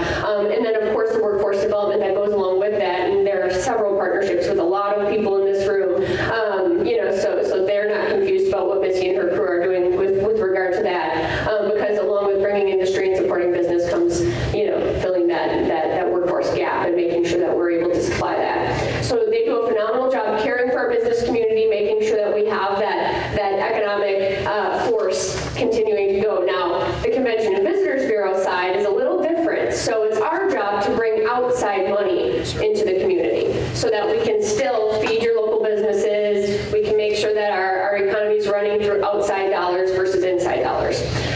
So when we have events, so on and so forth, I'm sure all of the local business owners and even those of us who are just patronizing local businesses see that influx, right? We see that hub of activity. We notice there's more traffic. We notice that we may have to wait for a table, things like that, right? So when that's happening, that is a huge economic driver. And I want to kind of train everybody in this community to understand that, right? When we have those busy times, we need to look at that as an extremely positive thing for our community, because that is what's keeping us going.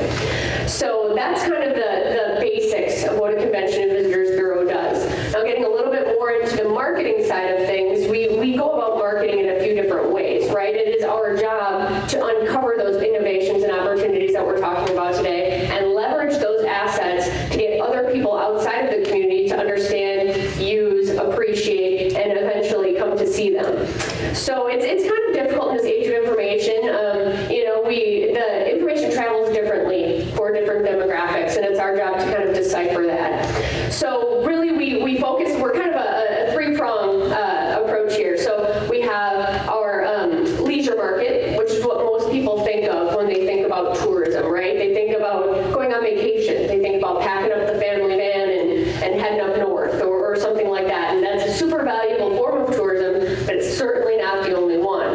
Our other is meetings and conventions. So this very room we're sitting in, Margie and Nancy back there would be thrilled to hear that we're working very hard alongside them to make sure that these rooms stay full, so those rooms stay full, so that hotel tax is generated. It's a lot easier, and it's a much better return on the investment of that tax dollar to bring people in by the hundreds versus by the tens, right? So we really do seek to leverage these meetings and conventions assets that we do have. And then the third is the sports market. And a lot of people probably say, wait, sports, isn't that leisure too? You know, kind of the same thing. But really we're talking about the sanctioned sports market, right? So not only would we be bringing people in by the hundreds in our sports market, but by the thousands in a lot of cases. So we have that side of things that we do, the things that you guys can all touch and feel, our visitor guide, our website, those different tools that we create so that both locals and prospective visitors can understand what there is to see and do here and how they themselves can come to use it. But then there's the other side of things too. Proposal writing, making sure that we're staying on in direct communication with Hotel Mead to make sure that we have a constant feed of RFPs coming their way, and obviously doing whatever we need to do in order to kind of bolster those proposals and make us, you know, the most attractive of the group. And then with regard to the proposal writing, you know, I think a lot of people don't understand the role that we play in such things like bringing National BMX to town, World Water Ski Show tournament. Maggie obviously was, I don't know where you are in the room, Maggie, but I know you were here. She was absolutely instrumental in that, but our Sports Commission and our Convention and Visitors Bureau played a big supporting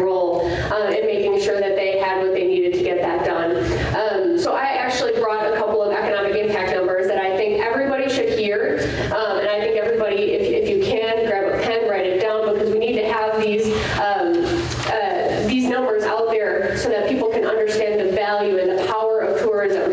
WIAA state cross country. Okay, first of all, we are not a college town without college facilities. Okay, so that is extremely rare to have a state tournament in an area without college facilities. That produces $1.9 million of economic impact. And then keep in mind also that when those outside dollars come to town, they turn over 7 times in your local community before leaving. Okay, can you just take a moment and really understand what that does for our local businesses? WIAA State Gymnastics, $1.7 million. These are both annual events that we work very hard to keep the relationship going. Lincoln High School is amazing. Their volunteer group's amazing. If you see them, pat them on the back, give them the encouragement they need to keep doing the hard work to bring these events in. State water ski tournament, Megan Molesky and her aqua skiers, and the huge volunteer group that put that on, $1.5 million. And I actually think that's a little conservative, considering the economic impact they make in our local establishments and all throughout town. They really are a mobile group. When we hosted the World Water Ski Show tournament, that was easy $1.9 million, if not more. Again, a very mobile demographic. So a very big deal. National BMX, we've been fortunate enough to host 4 of those, and a Gold Cup race as well. $1.3 million of economic impact. Again, turning over 7 times before leaving. And our Gold Cup race that we just most recently hosted over at Central Wisconsin BMX, $1.1 million.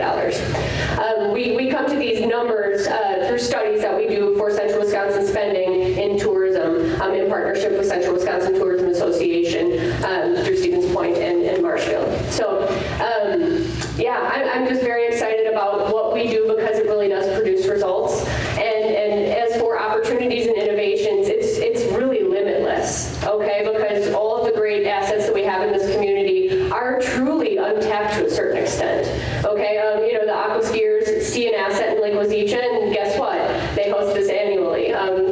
Central Wisconsin BMX back, it used to just be a hole in the ground, right? But we turned it into an opportunity. So we just need to continue, and obviously what the new Boys and Girls Club YMCA, tremendous opportunity. Gosh, I'm drooling when I hear about that pool you guys are gonna have, right? And the expansion at Lincoln High School, again, tremendous opportunity, untapped potential that we are just chomping at the bit to get all over. So that's where those lie, and I think I'm getting the hook. Okay. And then of course, our leisure market is about to explode through the town of Rome. Mike Miller, Jennifer Murphy, I see you guys out there, and we are just the extreme megaphones for the town of Rome and the expansion there with not only Sand Valley, but the surrounding economic development.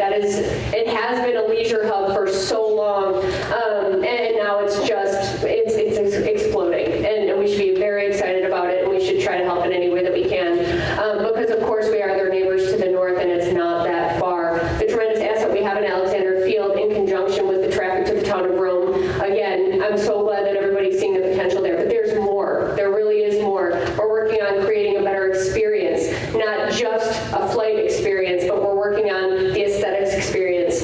Even if we only have them coming in, using the restroom and going out, there he is. We had a nice conversation about this to make sure that the visitor experience is as good as it can be. Okay, so we have to get in the mind of the visitor. And my last ask for everybody here is just be an ambassador. I know you all are on a pretty regular basis, but even on a bad day, even when you wake up grouchy, even when this town isn't treating you right, please still be an ambassador. It is extremely important for us to have a positive image of the place that we live because it does show when people come from the outside. Any questions?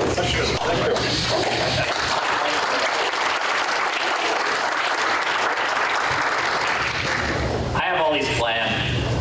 How likely are people who visit us to stay and become part of the community and to gravitate here either for a second home or for a business startup?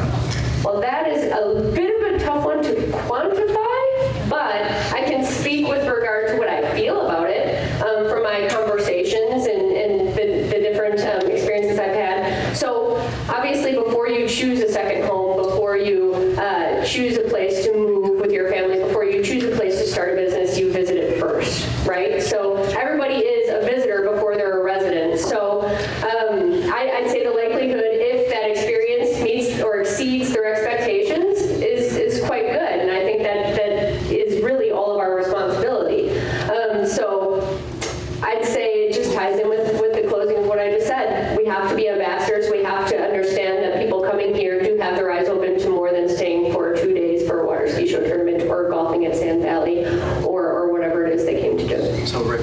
Let me add. So any of the real estate agents here can kind of help weigh in on that, because as an agent here, I know, and Mike and Jennifer and Deb and everybody else here in the real estate community, we know the markets are huge for people who are coming out of town right now.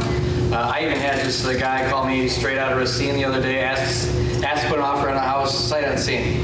So I mean, the agents here, they'll tell you as we go around the rest of the day, those people who have heard about it, who haven't even been here yet, are becoming part of that community too. So it's a great story to tell. Actually, it'd be really cool to quantify it, wouldn't it? Yeah, let's try that. Call me. Anything else?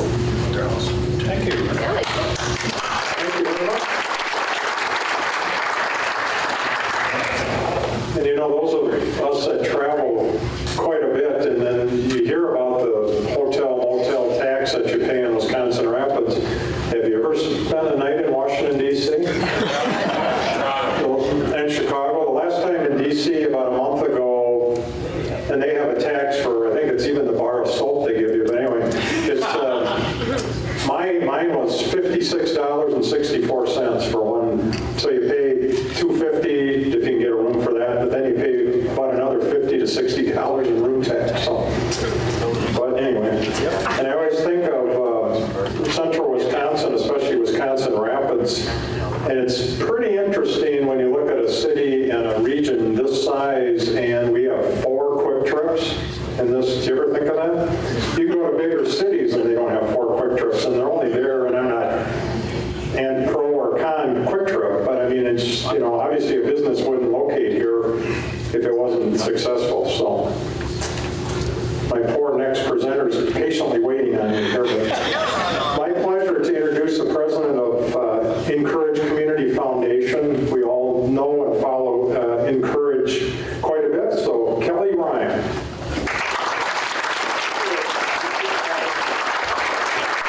I know that, DC, because you and I were together in DC not long ago, actually for the Tribune project that I'm going to talk about right now. So Craig has been very gracious in talking about everybody else that gets up to the stand here, but I can't say enough about Craig and Domtar and how supportive they have been to this community, to Central Wisconsin Days when we lobby and advocate, and to projects. So thank you. Can I ask a question of the room? I want to know how many of you are from this area regionally? Would you mind? And say that, and then how many are visiting today? Legislators. Well, welcome, George. From WIDA. Okay, great. So I have kind of prepared remarks or an outline. I want to make sure that I cover most everything related to Tribune. But a couple opening remarks, one I was going to close with. But Senator Tustin said, when you catch the vision of the Tribune and you understand what it is, then it's hard not to support it, right? And I think that's our largest challenge, is articulating and helping people catch the vision of what the Tribune is. This past Sunday, there was a CBS Sunday Morning is a news program, and if you haven't seen it, I would highly recommend. The first clip on CBS Sunday Morning was about revitalizing small town America, and it was a wonderful, wonderful story. And it talked about those small towns that are experiencing renewal have some things in common. And the first was that they are looking at things with new eyes. So opening up and looking at what they have with new eyes. Second was thinking outside the box, thinking differently. The third was sitting down, including everybody in the process, and figuring out who they are. What's the identity of that place? And then finally was long-term visioned people from many sectors who were working together to achieve the same vision of that area 10 years down the road, right? So it's a really fabulous piece, and I would commend you to watch it. It will help you catch the vision for what the Tribune is, if I don't today. So, and actually I should say, the bus is stopping at the Tribune. There'll be a small video, and I think we're going to try to get you up on top of the roof. Is that still correct, Rick? Yeah. The best view in downtown Wisconsin Rapids is from the view of the Tribune building. I will guarantee you that. So Encourage, first just a brief. Encourage was established in 1994 as a community foundation with a really unique mandate. And in our Articles of Incorporation, it says to meet the changing needs of the community. greater change than in the year 2000, as Mayor Brewing described before, when Consolidated Papers was sold. So that was 17 years ago. Our community has been changing, and Encourage has been changing also. We take a very holistic view of community, and we take a long-term approach to change. Understanding that, in your agenda today, it talks about economic transition, that when economies are transitioning, cultures are transitioning also. And the kind of culture that served us well for a very long time, having a single industry and a dominant employer, is not the kind of culture that would serve us long-term in the future. So what we're talking today is economic transition, but simultaneously we need cultural transition. We need to get away from the pessimism that Representative Krug described. We need to foster more out-of-the-box thinking, entrepreneurship, innovation. Some of these things were not embedded in the community in the way that we did business, if you will. So Encourage, we view ourselves as a connector and a catalyst that seeks innovative strategies to foster both economic and cultural change. So we've been in existence. I've been there for 21 years. In that period, we have leveraged about $75 million into this community for different projects and strategies to help move the community forward. One of those that I'm going to talk about today is the Tribune. In that time period, what we've learned, and we believe that unlocking unrealized human potential, every person in this community. What I love about the workforce training program is that the people that are incarcerated matter. And if we're going to turn the community around, we need to capitalize on and value and invest in every single person that lives here, from youth right on up. So investing in unrealized human potential. And we believe that an informed, innovative, and engaged citizenry that includes all residents is the key to future economic success. Everyone needs to feel like they're part of the process, that they can shape the future of the community, and that in fact they have a responsibility to do so. So we've, as I said, initiated many projects, but the Tribune is the one I'm going to talk about today. And it is the most challenging that we've had, I think, and likely the most impactful long-term. And we've been involved in a lot in this community. We've been involved in the creation of the Centralia Center downtown, the Performing Arts Center, Nakusa Cultural Center, our community center, Firefighters Memorial. I can't tell you the number of projects that we've been involved in, and I truly do believe that long-term, the Tribune is really going to be a significant catalyst. So why did we do the Tribune? We started in 2008, so that was a decade ago, in a partnership with an organization called the Knight Foundation. And the Knight Foundation focuses on creating informed and engaged communities, that they believe that residents or citizens should have access to good information, and that it's not just enough to have good information, but we have to do something with it. To what end, right? To improve our lives, improve our neighborhoods, improve our communities. And with their support, we did a first community survey. So Rick opened today talking about a community survey from 2017. That was just this past year. 4,000 people participated in 2012. And again, now 5 years later in 2017, just about 4,000 people participated. In 2012, one of the dominant narratives that we heard back from the researchers was this idea of they. That they, when asked, like, what are we going to do about it? Well, they will do it. And then when asked the question, who is they was the paper company, or they was someone else. So it was kind of this persistent narrative around who is responsible for the future of the community. And that was the 2012, so 5 years ago. I'm happy to tell you today, 5 years later, that they is not as dominant. And that's really, really important, because long-term, communities need to have ownership of their place.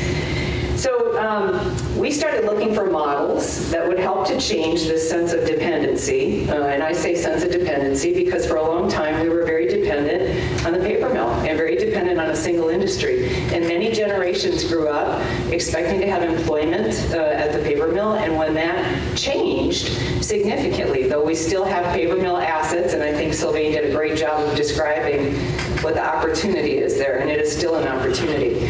But culturally, what we needed to do was really foster more self-reliance and ownership, models that would support economic and cultural transition. So we went and looked. And we went and saw one in particular that we liked very much, and we looked at it many times. It was in San Diego. It was a model called Market Creek. And what Market Creek was a blighted, vacant shopping center in the middle of an urban area that was experiencing decline. And what was done there was the shopping center was purchased, and then it was turned over to the residents that live in that neighborhood to make the decision about what do they want in their community, what is important to them. And what we saw over time and learned was that by turning that process over to residents and them identifying what they wanted in that place, it helped foster economic transition in that neighborhood. It was catalytic, right? So that was the first thing that we learned. And then along the way, as we got in this process, we went and looked at other things and we learned more. Like we went to Potosi, Wisconsin. Once residents got inside the building and decided that they wanted to look at beer, we looked at, and we went and visited Potosi, Wisconsin, which is the home of Potosi Brewery, which many may not know is community-owned. The community of Potosi, the residents of Potosi, own the Potosi Brewery. And the revenue that's produced when you buy a Potosi beer, if you look at the can or the bottle, it says, all profits to charity. So all the profits from the Potosi Brewery go back into the community of Potosi. I'm saying that as an example. We came back and we purchased the Gannett building in the middle of downtown Wisconsin Rapids, and we purchased it with the intent, the explicit intent, to turn it over to the people of this community and ask, what is it that you would like to do with this? We worked with a firm out of New Orleans called Concordia, and the reason we worked with them was because they had special skill in terms of fostering community-driven design and community-driven decision-making. So we worked with them. We turned the process over to the community, and I think to disbelief, right? However, it started taking root. And over a period of 2.5 years, we had over 2,000 people, probably many of you, and I know many of you in the room, I can see, involved in the process of determining what is it that we want in this place. And it first required people to see with new eyes, right? So we talk about that CBS Sunday Morning story, was to see with new eyes. This is a river. It was a working river for so very long. And because it was a working river for so very long, there's very little real riverfront development downtown. The Tribune itself was a newspaper building, right? What else could it be? And then to see what assets we have as a community.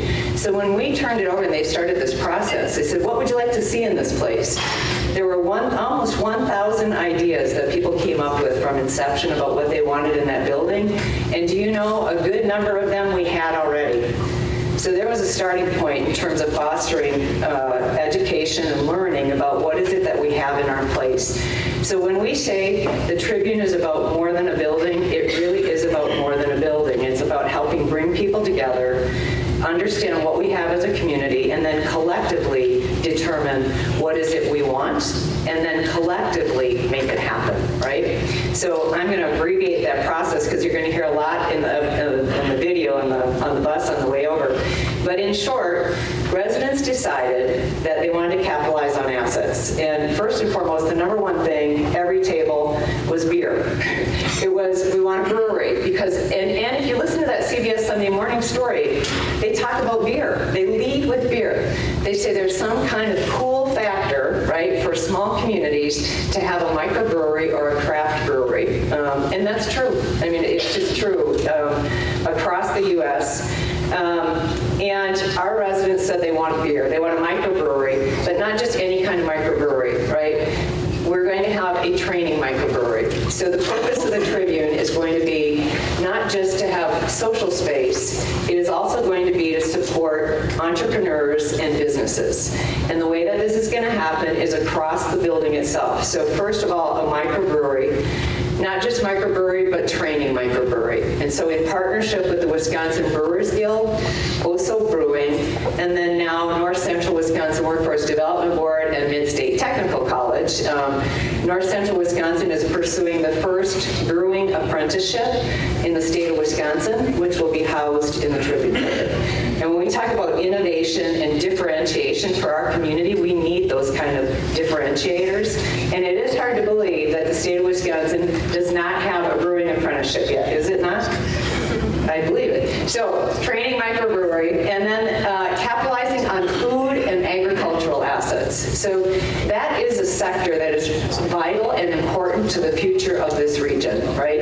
Paper is still vital, healthcare absolutely vital, but we have to think about food and agriculture as well. We are so well positioned within a 250-mile radius to be what's called a food hub, and that means we can service the markets of Chicago, the Twin Cities, Milwaukee. We are really well situated to capitalize on that. We also have great agricultural assets.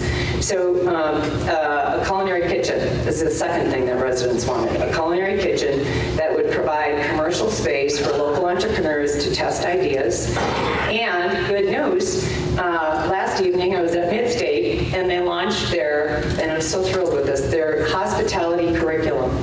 First 2-year degree, they had a great advisory committee of local entrepreneurs, restaurant owners, Sand Valley, etc. What is it that we need in hospitality and in culinary? And we have a very forward-thinking visionary leader at Midstate as well, who says, instead of building our own culinary kitchen on campus, why don't we look at partnering with you in the Tribune building and make that an instructional kitchen? So we're in the process of working that out in terms of having students on site in the Tribune building for instructional purposes. So you have a training microbrewery, a culinary kitchen that's instructional and teaching, and you get activity downtown. And then where does that product go? It's going to go into a brew pub, cafe brew pub, right, where local beers and those that have been apprenticing will be served. When we take people through that building and they see where the beer garden kind of patio will be out in front of the building, and or they're on top of the roof, it's kind of like eyes pop open and they say, it is about time. We need something out on that riverfront really to enjoy it, experiencing it, right, in the middle of downtown. The second level of the building, and this is important, will be co-location, maker space for creators, entrepreneurs, and ideation, right? It's designated space. There will be training and support and partnerships for entrepreneurs. Partnership with the Heart of Wisconsin in terms of entrepreneurs, startup, partnerships with Midstate. They have an entrepreneur training and curriculum program, and then partnerships with organizations that we've invested money in throughout the state of Wisconsin called CDFIs. They're Community Development Financial Institutions, and we put money in there to designate as loan funds so that there's loan fund capital, and those are established already, available for local entrepreneurs. And the reason that I asked the question of the first panelist about capital availability is because he did get some capital from one of those funds. So we're thrilled to align that capital also within the building itself. All right, I need to move on, I'm sorry. So let's see, I told you what they decided. But the other thing I want to talk about is we talk a lot about this central place today as the frame. And it's important to know that there's a study done in 2015 commissioned by Reggie, and it was funded by Wisconsin Economic Development Corporation. And I'm sure it's available on Reggie's website, right? Or is it in the materials today? It's not in the materials today. Okay, so it does talk about central place and this idea of having a vibrant central place for the region. And it identifies key things. One was, it said the Tribune is absolutely necessary, will help foster innovation, but we also need to do things like, let's see where I have it here. Entrepreneurship, local innovation, nurturing connections and talent in that downtown area. All right, I talked about what will be in there. Yes, I talked about partners, Wisconsin Brewers Guild. And then I want to talk a little bit about the business model itself, and then I'll stop. But important to know, and this is kind of what's hard to wrap your head around because there are not a lot of them in the state of Wisconsin. There are a lot across the nation. The Tribune is not a traditional development. It is what's called a community enterprise, or in some circles it's called a social enterprise, and it fosters something called benefit corporations, which Senator Teston is familiar with because we're very happy that he was part of the group that passed benefit B Corp legislation at the beginning of this year. What's important about that is that part of the revenue or the profit that comes from a model like that goes back into community benefits. So when I talked about Potosi Brewery and the revenue goes back into the community, Potosi has purchased fire trucks They've done things that have been important to the community. The revenue that's produced in the Tribune will support the operations of the Tribune, and it will continue to support the ongoing facilitation and support of entrepreneurs, etc. So there is what's called a social benefit. It's not just all for profit, it is for community as well. Some organizations you might recognize, highly recognizable, that are that same kind of model or structure are Patagonia, Tom's Shoes. If you or your spouse gets Athleta magazine, they just put on their cover, the last edition, we are now a certified benefit corporation. What's important about this is what we find is that predominantly young adults in research say they choose to make purchases in many respects because it aligns with their values. And when they make a choice around employment or where they want to work or live, it aligns with their values. So they're choosing quality of life oftentimes, or the ability to make an impact on society. So this idea of a benefit corporation is a little difficult to understand, but we are not alone. There are many of them across the U.S. I also want to share that the Tribune is getting recognized increasingly at the state level and nationally. And so 2 months ago, we were featured at Marquette University and with WARF, which is Wisconsin Alumni Research Foundation, as a model of innovation in the state in terms of thinking about approaches to economic growth and development. Wisconsin Public Service, and this is a direct result of Synergy CW Days, this next edition of their newsletter will feature 3 innovative models of economic development in the state of Wisconsin. The Tribune will be one of them. Nationally, we've been named a USDA Rural Innovator right here. The Aspen Institute has highlighted this as an innovative approach to rural economic development, and Stanford University just profiled it as an innovative approach. And the innovation is that it's the people from this community that have determined what they want, and it's a community-driven process. All right.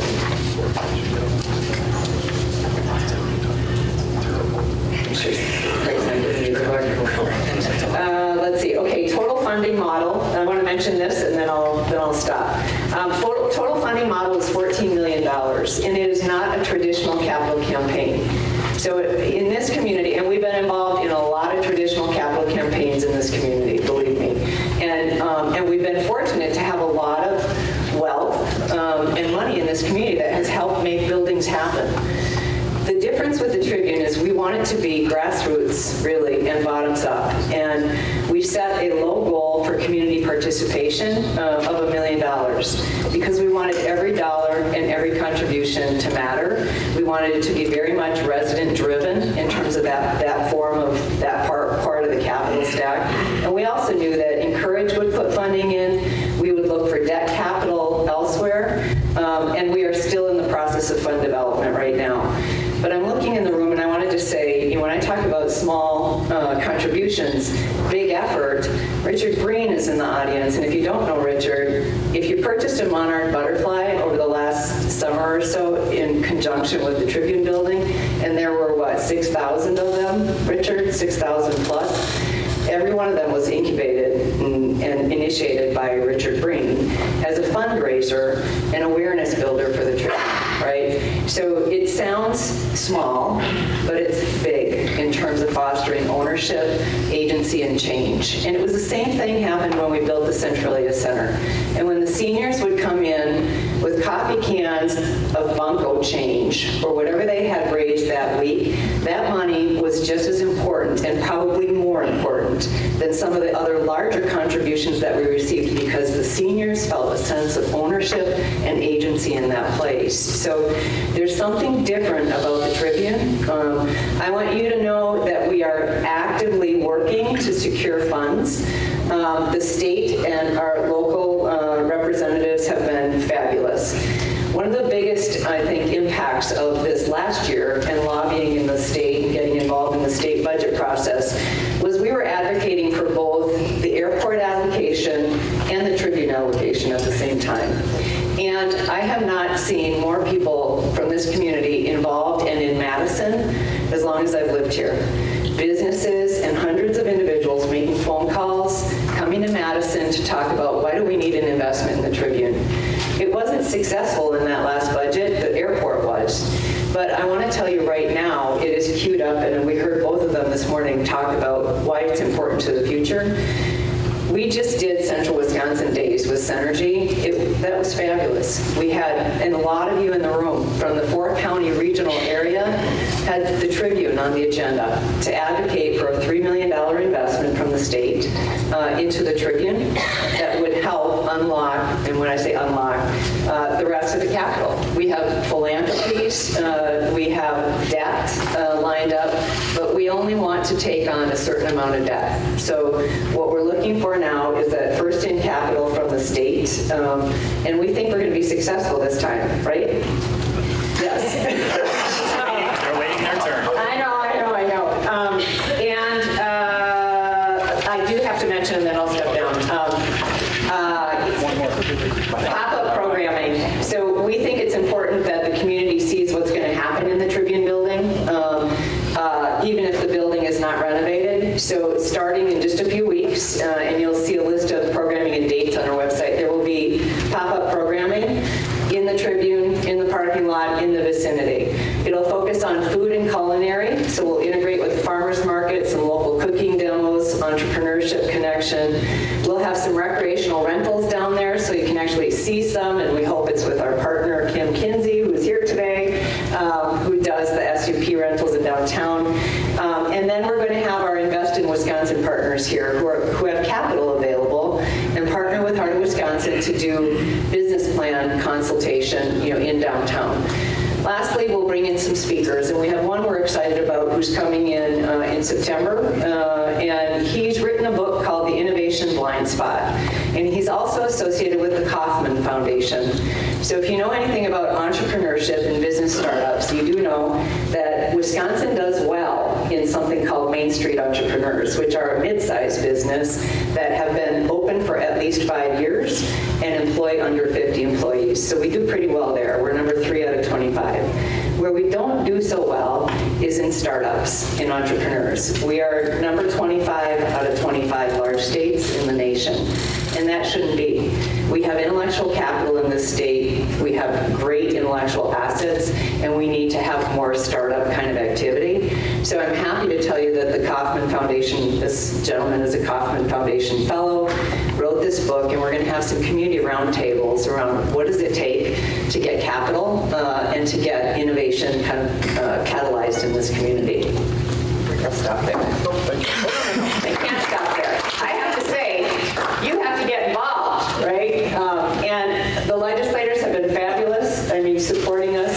I would say, if you don't know about the Tribune and you want to know, come and ask us, please, right? If you're pessimistic about it, say it, and come and have a conversation with us. If you haven't caught the vision today, please talk to us, and we're going to find a way to help you catch the vision, and I hope maybe it's when you're standing on top of the roof today. Thank you.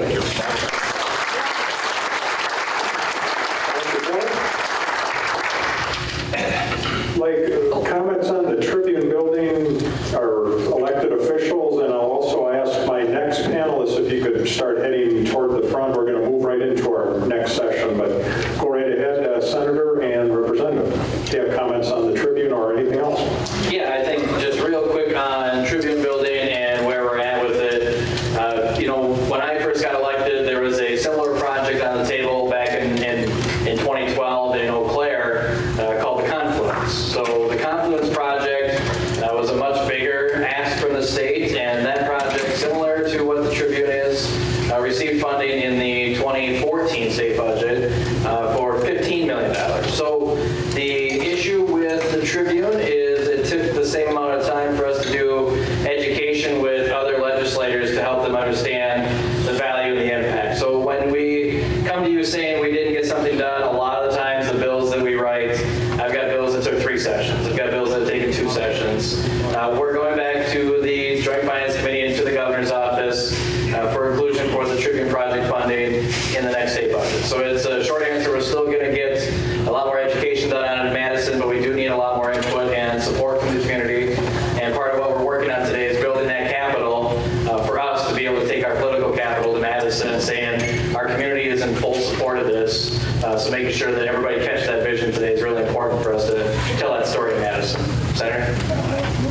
kind of piggyback off that. When shortly after I got elected, I had the opportunity to sit down with Encourage, and they shared their vision of the Tribune Project. And it really wasn't until about May of last year when I got to walk through the Tribune Project that it really came to fruition what this project is. And when we talk about workforce development, economic development, talent attraction and retention, that project does exactly that. And it's I see it as a huge victory for this region if we can get this done. And what kind of happened was in this last state budget, as Kelly pointed out, we had a lot of irons in the fire between the airport, between Tribune, and everything else that we were working on. That our struggle when we went and talked to our colleagues about the Tribune project, they couldn't really visualize what it was. We could tell them all the great things about it, but for them, it was really kind of hard to see. So our hope is, as we gear up for the next state budget, is to get some of our colleagues, particularly those on the Joint Finance Committee, to have them come up here and tour the project so they can see what I saw and see the vision that Encourage has for this project, because then it really opens people's eyes. And this is nothing, we're not reinventing the wheel here. I mean, this has already been done, as Representative Krug mentioned, with the Confluence project over in the Eau Claire area, and that has been a huge economic driver since that project has been completed. And we believe we can accomplish that same thing here. And so that's where it requires buy-in, not just from myself and Representative Krug, but from the community as well. When we start going to work on this, we are going to need individuals to not just contact our offices, but reach out to members of the Joint Finance Committee. Because that way, when we go and talk to them, they'll be like, oh yeah, we got a bunch of calls from people in your district. What's up with this project? Well, Senator, Representative, how about you come up to Wisconsin Rapids for a day? Lunch is on us. We'll show you the Tribune project, and then afterwards, we'll go get a good beer down at OSO, because Mark Gutierrez wants to lead the Bruin apprenticeship class. So I'm really excited about it. I think we can get there. It's just required a little bit more of a push. But as we're able to get down to the airport, we'll be able to get this done too. Thank you. I'd like to thank all of our panelists for that. Thank you very much. We're going to transition into regional opportunities, so if I could ask my panelists to come forward. We're going to change our order a little bit. We're going to start in the town of Rome, and then we're going to head north, and then we're going to go back south. So You stay here? Yes, sir. you certainly can if you want to in just 1 second. And those of you that have or haven't ever contacted either a state or a federal office, never underestimate the importance of a phone call, because believe it or not, they actually do record those. They actually do let the representative or the senator know that you did call. And if you've ever had the chance to be in, especially in a U.S. Senator's office in D.C., and you sit there and there are two people that literally are on the phone every 20 seconds for 8 to 10 hours a day. They receive hundreds of phone calls a minute, basically. But every one of those is recorded. I can tell you that the representative, and if they see what's called a trend, the senator will say, hey, we're getting feedback, either positive or negative, back from the district, and at least they look at it. So never underestimate the power of a phone call.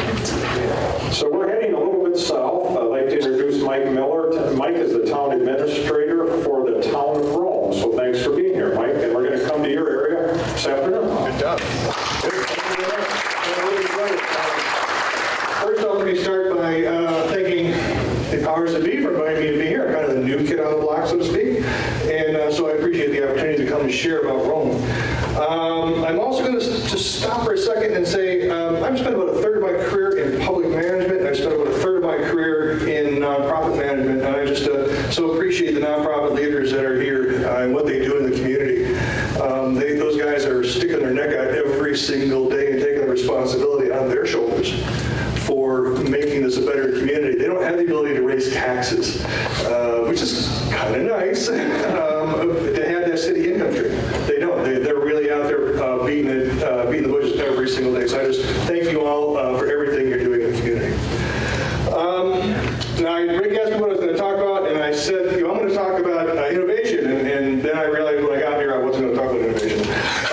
So what I'm going to talk about is just two quotes, and they refer to the town of Rome. They both have to do with luck. One of them was from a fighter pilot friend of mine who used to say, Mike, I'd rather be lucky than second one is, I heard from Edna Moe from The Incredibles, and that is, luck favors the prepared. And I think, both of those are true when it comes to the town of Rome. The town of Rome, if you think about it, 4 or 5 years ago, what the greater community thought about town of Rome was small, mainly older people. You got some lakes down there, and you got some ATV trails, and it's a nice place to spend a Sunday afternoon, with kids. The town was lucky in as much as we have a lot of sand. And that sand was discovered by, I think we all know the story now, by the Kaisers and their desire to build a links-style golf course on that sort of topography. So it was lucky. We had nothing to do with that. That was strictly God, nature, however you want to call it. The town of Rome had nothing to do with putting that sand there. We were just fortunate that we had that asset. We had that asset. We didn't know how big of an asset it was at that point in time, but it is ours, and it was ours, and a real asset for us. We were lucky it was discovered, but on the same token, the town had also been prepared and preparing. The town board, we were lucky we had a town board and town leaders that saw the future and could look at that opportunity that they had in a new way that they'd never seen it that way before.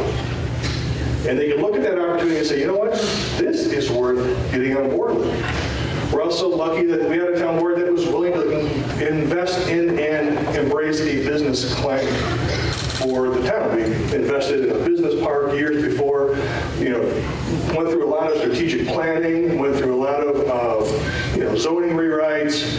So they were prepared. They had thought about the future, and they were prepared for it when it came. I think we're also lucky we had legislators that were willing to see the benefit of that and take the initiative and pass special TIF legislation. Otherwise, this would not have developed as fast. So, and they were willing to spend the political capital that it took to make that happen. So we were lucky that we had that, and we were able to make the most of it. The result of that, being prepared and making the most of your assets, is that Sand Valley sprung up out of the ground, if at all, or at least as faster than it would have. The Kaiser said, we would be much further, we would be nowhere near down this road. They'd still be working out of Conex at this point in time, which is what they worked out their first year, instead of having the facilities, the wonderful world-class facilities they have now.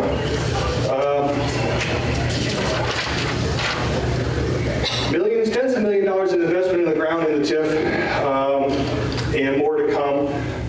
We're looking at another course at this point in time. They've already approached us about some additional incentives.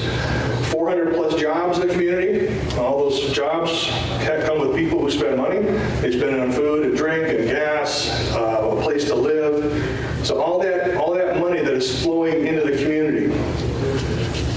The town of Rome ourselves, we budgeted this year for $275,000 worth of room tax. Most of that's going to promote tourism, 70% of it, of course. The rest of it is the town's. Do with it for other general operations or other investments. We don't think that's the end. That is probably just a portion of what it's going to end up being by the time this is done. $6 million of investment in the Rapids Airport is a side result of Sand Valley, a strong side result. Room stays in the local area, rentals, properties, both for long and short term, all of that is putting money into the pockets of the people in this community. Of course, the Sand Valley staff is staying all over the place. I know that they are securing lodging. If we're talking to Glen Murray, they secure lodging in a huge radius around there for their short and long-term staff. Thus far this year, we've had 4 new business startups in our business park. We have 3 more that I'm working with, 1 quite substantial. This all is a secondary result of Sand Valley, a direct secondary result. Building permits in our town are up 50% from last year. That does not include the Sand Valley roads, which they have their own. Again, huge investment in the town, both new homes and restorations and refurbishing. And of course, as a result of the town of Rome's room tax, the town of Rome, Visit Rome, Wisconsin, Inc., is in the process of hiring their first director. And so that's going to be a new person who's going to be promoting this area as a place to come play and stay. So why did this all happen? Again, the town was lucky in as much as they had an asset, and they were prepared to look at it in a new way. I think the town of Grand Rapids, the town of Saratoga, all the towns and communities around here have assets that, under this new model, you have to look at how can we take advantage of this investment, which is not going to go away. If you haven't seen the Bandon Dunes Economic Impact Report that came back from the last the trip they took out there earlier this year, I suggest you get your hands on it and take a look at it and see how it impacted that community over the course of 18 years. It's a huge investment. So again, this happened because the town was willing to put its neck out. Our town board was willing to put its neck out. We have currently $13 million worth of secured debt that the town, if this thing were to go south, and nobody thinks it will, but the town will be responsible for it. We're looking at probably another $7 million in future incentives. So $20 million, roughly 2/3 of our debt limit, will be invested in Sam Valley's success. Probably about 60%, 65%. So we are all in on Sam Valley, and it is a huge asset for us and a huge asset for the community. And again, we were lucky and we were good, I think, at the same time. So we've got other things too going on, amazing things which are going to be as a result of this. Deer Creek recreational area. And for those of you who like to ride motorcycles and ATVs off road, we are now the largest intensive use area in the state, and over 500 acres. We're going to add about another, well, as long as the state keeps paying for it, there's property available, we'll keep adding to it. Probably looking at another 120 or so this year. So that's huge. Trails, hiking, biking, walking, lots and lots of things. But again, all a direct or secondary impact to being prepared to use your assets in a new way. Any questions? Well, talk about the town's investment. Just as a fair big round number, I would just say the value of Sand Valley is their 1,500 acres right now. I knew that number was going to come up, and I didn't look it up. I want to say it's probably 25 million, 30 million maybe, compared to what it was when this started, which was like, from a TIF basis of 3.5 million. Yeah, I think it was like 3.54. So, and they're not even done with their initial phase. So there's a lot going to happen out there. Big investments. No questions? Thank you. Thank you, Mike. And of course, we will get to see you and your whole area this afternoon. So aren't you glad it's today and not yesterday after that tour out there? But it gives me great pleasure to introduce a relatively newcomer to at least the Wisconsin Rapids area. Dr. Shelley Mondite is the new president of Midstate Technical College, and no jeering from the middle of the back of the room. You've got a lot of your colleagues here, but you heard a lot about partnerships, and Midstate is certainly a partner for all businesses. You've heard your college's name being mentioned many times this morning, so let's welcome Dr. Shelley from Midstate Technical College.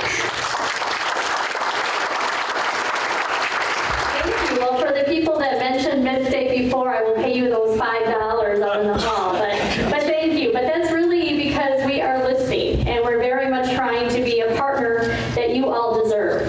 So just a little bit about Midstate. When they said I was relatively new, just finishing up my first year. So June 1st, it will be 1 year, and it has been just really a great year. It's been a year of coming out and talking with community members, talking with students, talking with staff, and really getting kind of a pulse and a lay of the land. And I can tell you a lot of what I've seen I've really liked. And I definitely have seen some areas that I think we can strengthen what we do to make sure that we only strengthen the communities, because that's really what it's about.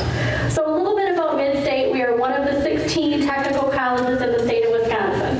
We serve 8 counties, 12 school districts, and roughly about 170,000 people live within those 8 counties. We offer about 50 different programs, everything from a short-term certificate all the way up to associate degrees. We have almost 100 different articulation pathways that people can come to us, they can get their associate degree, and then they continue on, if they choose to get that bachelor's degree. So a lot is really happening from a local standpoint. We in the WTCS very much believe that we are the economic vitality positioned player to be able to help our employers and our students and our communities. And when we talk about that the technical college is really the workforce solution, let me tell you why we say that. 94% of the graduates of the 16 colleges, our graduates stay and they live in Wisconsin. 94%. And I can tell you for our district, it's 96%.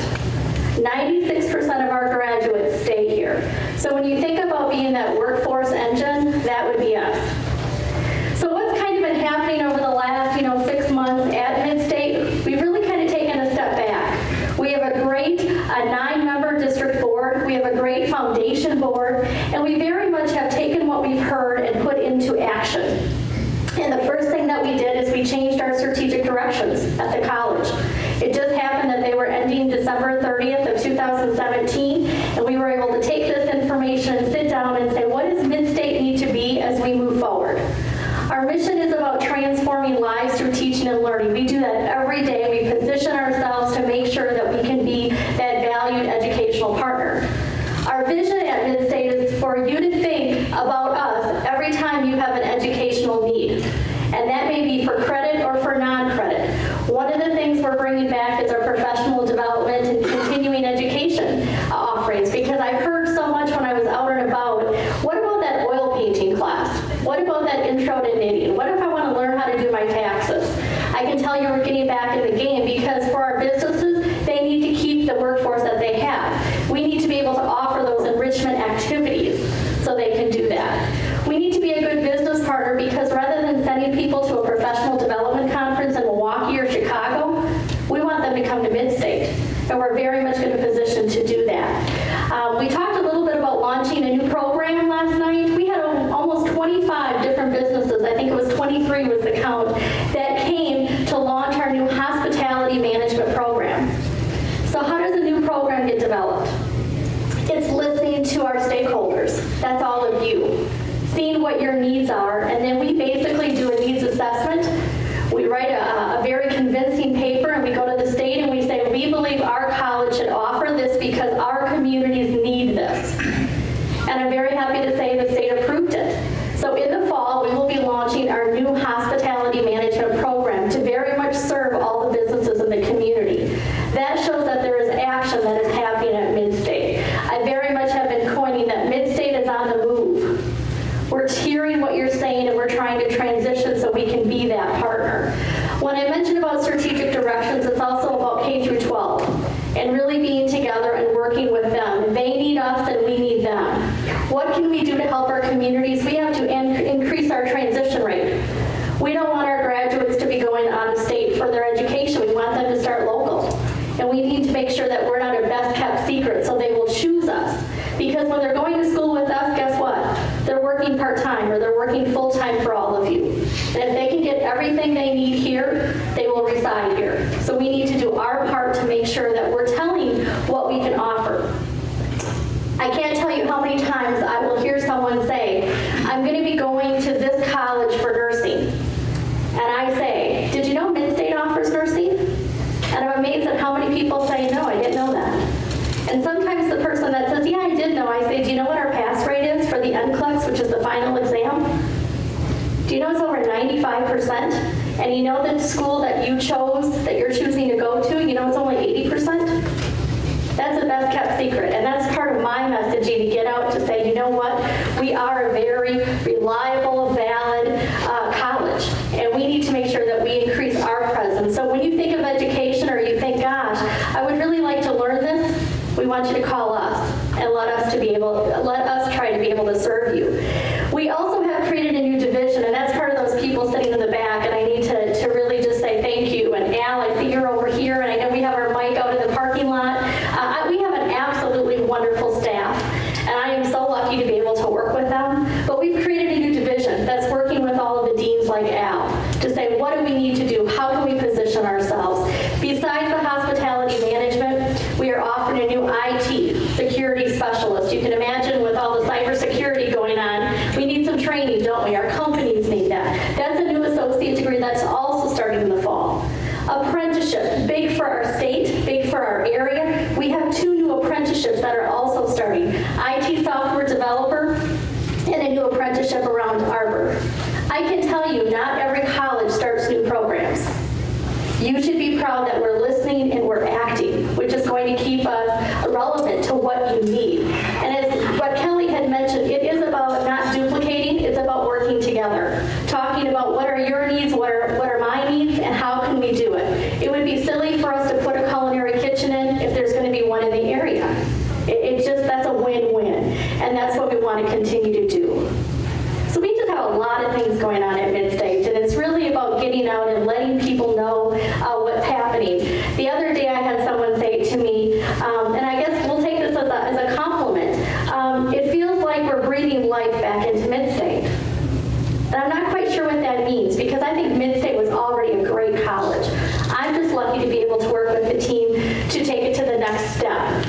And I can tell you that we are positioned, we're aligned, and we're ready for action. When I was at the Governor's Economic Summit, he made a comment about how Wisconsin is open for business. And I had said to my colleagues, you know what, I'd love to go out to my mailbox at Mid-State and say we're open for business too. Because we are. We can serve in so many different ways. And it is about relationships, and once you have a relationship, you have a partnership. And when you have a partnership, really good things can happen. So just a lot of great things that are happening at Mid-State. Any questions? Yeah, Barney. Doctor, what is your... Doctor, wow. Doctor. Shelley. What is your placement rate for your different certificates and degrees coming out locally or within the region? Locally? Of the 96% that stay, how much of them are staying in our general area? Well, we know that our graduates that are staying in our district, it's 96% of all of our graduates are employed within our district. Within the district? Within the district. It is 94% throughout of all 16 technical colleges, but 96% of our, yeah, that's compelling. That tells us that our communities need our graduates. And we have to do what we can to be able to, we don't want anybody to be on a wait list. We want to get them in, we want to get the training to them. And I will tell you, one of the active things that Mid-State is doing is we're adjusting some things at the college. So if you kind of heard some things are changing a little bit, that's true. We're going to offer more evening classes. We're going to offer more weekend classes. We have to be open when those people need us. And for someone who's working a first shift, they need to have an educational training at a different time. And workforce advancement training grants is another way that we can serve the businesses, because if they have a need, we can also, because there is dollars at the state, that we can work together and we can write a grant and we can try to get some affordability more for those businesses to be able to do the training. That's part of the reason why we wanted to start our new division. So yeah, we're a workforce player, but we got to do our job, and it's got to be quality education. And then when that person gets that job in the area, we got to work with that business to make sure they stay. And we love when we get the invite from the chambers to say, you know what, we have a potential company that's looking at coming to the area. Can you be part of that visit? Absolutely, because one of the things they're going to look for is the workforce. And I can tell you, I can make that commitment today, that if you have a new business coming in and we don't have a program that supports them, we'll look into it. We will definitely try to develop something, because they're going to need that workforce or they're not going to choose our community. So again, we have to be aware of that, and we have to be out in front of it, and we will adjust what we have, because we don't want to lose a deal for our community because we can't supply the education. That's how we can be the partner. I'm seeing nodding of heads, so you like that. That's good. Was there anything else? Okay. Thanks again for letting me start.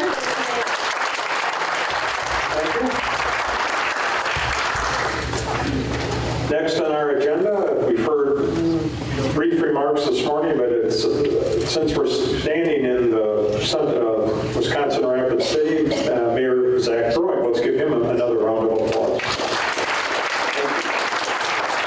I'm not standing between you and lunch, I'm standing maybe between you and Rick. So I'll make sure I keep my comments brief here this morning. Thanks again for the opportunity. And Rick, thank you for pulling this together. I mean, this was really your effort when you came to us a couple of months ago and said, I want to pull this off in the spring, and here we are today. So thank you again for all of that. You heard from the town of Rome, which is the new kid on the block, right, from a residential, recreational community. And now you're going to hear a little bit about the Titanic in the room, right, the over 100-year-old community that has been in existence, as kind of the Iron Horse. So I really wanted to take some time to share a bit of perspective from my view. The panel is about opportunities, but I think it's important to share a bit about insight and how we approach and how we perceive our work at the city.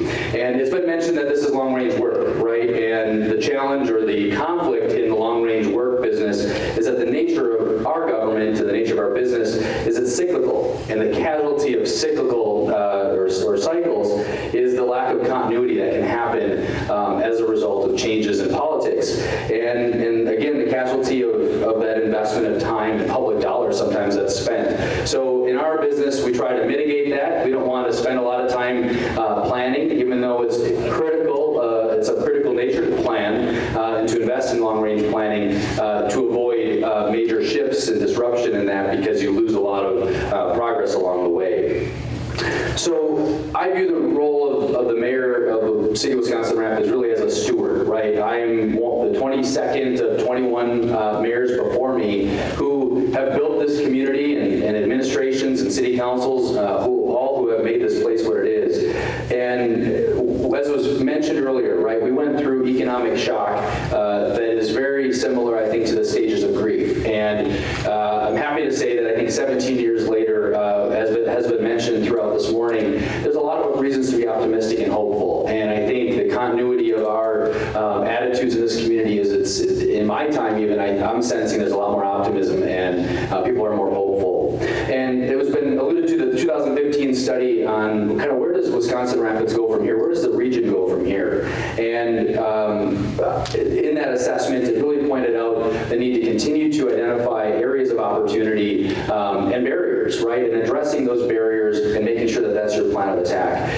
So in the city of Wisconsin Rapids, we spent a bit of time performing some analysis in certain areas and some assessments. One of those assessments was around housing. And if you're going to grow the economy in a community, you have to address the impediments to growth. And one of those areas in Wisconsin Rapids has been housing.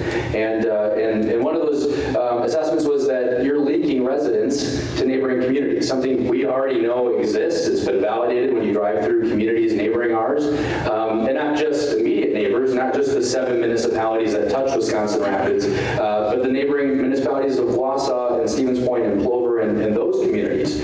And so we've really taken a central place approach, recognizing that there's a lot of opportunity in a central place, that Wisconsin Rapids is a central place for 7 communities that touch us, and we're a community or a city of only 19,000 in a region of 45,000. And so when we view our role and our responsibility, it's really, I believe, it's for the region of 45,000 people. That Wisconsin Rapids, as the built and established community, we have the ability to move the region, but we only have the ability to move the region if our neighbors are strong, and certainly vice versa, right? That we also need quality places. We need to leverage our natural assets, those built and those natural, whether it's the river or other community institutions and building partnerships, which you heard a lot about this morning. But we also believe that it's about quality places. And when I talked a bit earlier about the competition we all face in attracting residents to our area, the quality of place is so of critical importance. You heard about the Tribune building and how the vision of not only the whole entrepreneurship and innovation component, but it's about creating quality places and leveraging beauty and natural assets that are in this community that were quite unrealized, right? When you think about the economy of this community that was built around an asset, now we've got to find ways to continue to leverage those assets. You heard in the town of Rome, the leveraging of just the terrain and the topography of that region. It's not all that different in Wisconsin Rapids, right? It's realizing the benefits and the opportunities we have in location, in the quality of life, and as well as in the natural asset in the riverfront. And another component that I want to mention, and that's around this whole regional component and thread that I'm talking about, is that alignment takes courage, right? And there's a lot of elected officials in the room, some at the county level, some at the town level, some at the city level, of course, complex to have that alignment. And it's very difficult, as we all know, in politics, because in order to be aligned, it takes transparency. We're working for the people. And when you have transparency, you invite everyone's right to an opinion to the meetings, right? And so it's finding that balance of sharing a vision, motivating a community to come together around that shared vision, and then ultimately acting and being courageous in that action. And I think that's a difficulty in doing the right thing for all units of local government, right? That we aim to do the right thing, but it's oftentimes we're up against the barriers and the battles of what individuals feel are concerns. And I think that's a motivation, I think, and a call to action for all of us in our region is we cannot let the battles of yesterday and the perceptions of our community and our openness to business dictate our future. And I believe my time in office has been spent winning half that battle in the sense that we have available land for business park, for business development, business parks for development. We have businesses that are looking for employees. We have technical college resources and other K-12 educational resources, but we also face this perception and confidence barrier. And I think your attendance here today is really a testament to being engaged, being informed, and moving the needle when it comes to educating your fellow friends and neighbors that while they may be negative or not optimistic about the future, and those are the ones that generally call us elected officials and tell us because they're motivated by something that bothers them. But it's time for this community and really for all of America, but really in particular in this community, to stand up and say why we're doing certain things are the right things to be doing. And I know that takes time out of everybody's day, it takes commitment, but it's so important to follow and be engaged. And I'm preaching to the choir in many respects, but I think it just bears reminding that it's very difficult for those of us that are in elected positions to continue to do the right thing when all we hear is negativity. So if you do see something positive, you are following the meetings, make sure that you're staying engaged and seeing and reminding elected officials that there is a bigger picture out there. It's not about the single agenda of the town board, or the county board, or the city council, or whatever it is that you might be following. And I think that's really critical to seizing the opportunity. I mentioned that we're a city that shares boundaries with 7 municipalities, and that creates some uniqueness and challenges. I talked to a lot of my counterparts, and they have maybe 1 or 2 towns or 1 or 2 cities that border them.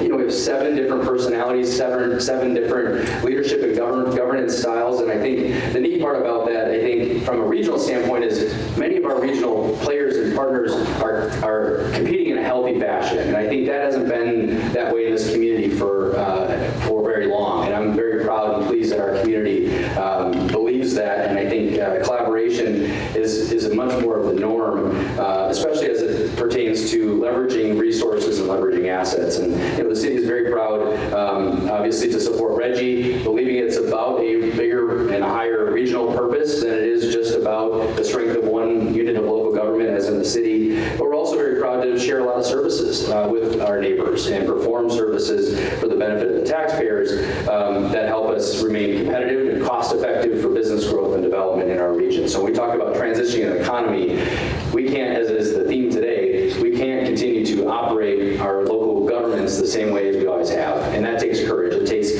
all of us standing up and again, believing in the long-range vision and then trying to find ways to make it work within the cyclical nature of our government. And when I talked about some of the other approaches and strategies within kind of the city's approach, I believe there's 2 threads. It's the 2 paths. It's the surviving versus the thriving. And I think the challenge in our community is the easy part is the survival components, right? And to do the right thing, to support our infrastructure, and do the basic things necessary for a community's survival.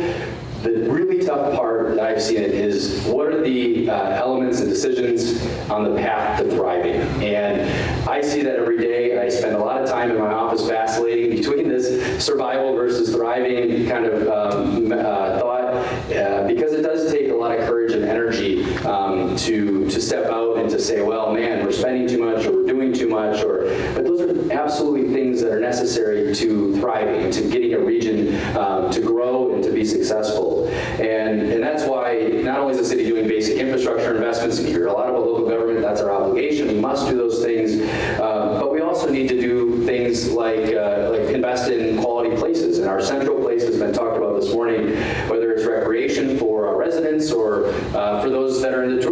sector, right? There's an economic value and benefit to continuing to invest in recreational opportunities and quality places.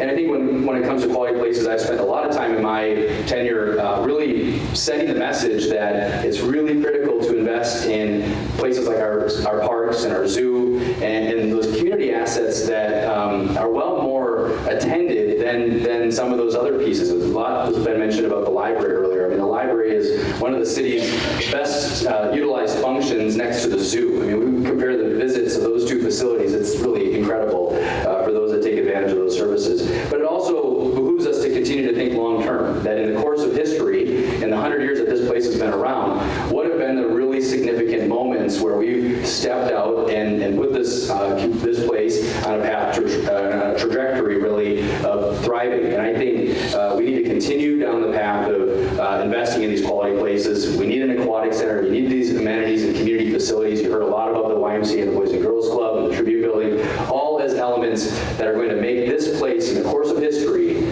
one of the best places to move to start a business, and to raise a family. And so it's been a real pleasure to be here this morning to hear about what's going on, and I look forward to hearing from Rick, of course, and I hope that you learn a little bit on the tour and can stop up to the airport. Again, long-range view, we're making some investments that even in my time, we're not going to be able to see the complete fruits of our labor, but that's the neat part about what we do is we're stewards, and we're handing off the torches at some point to someone else who can take it to the next level. So thank you very much.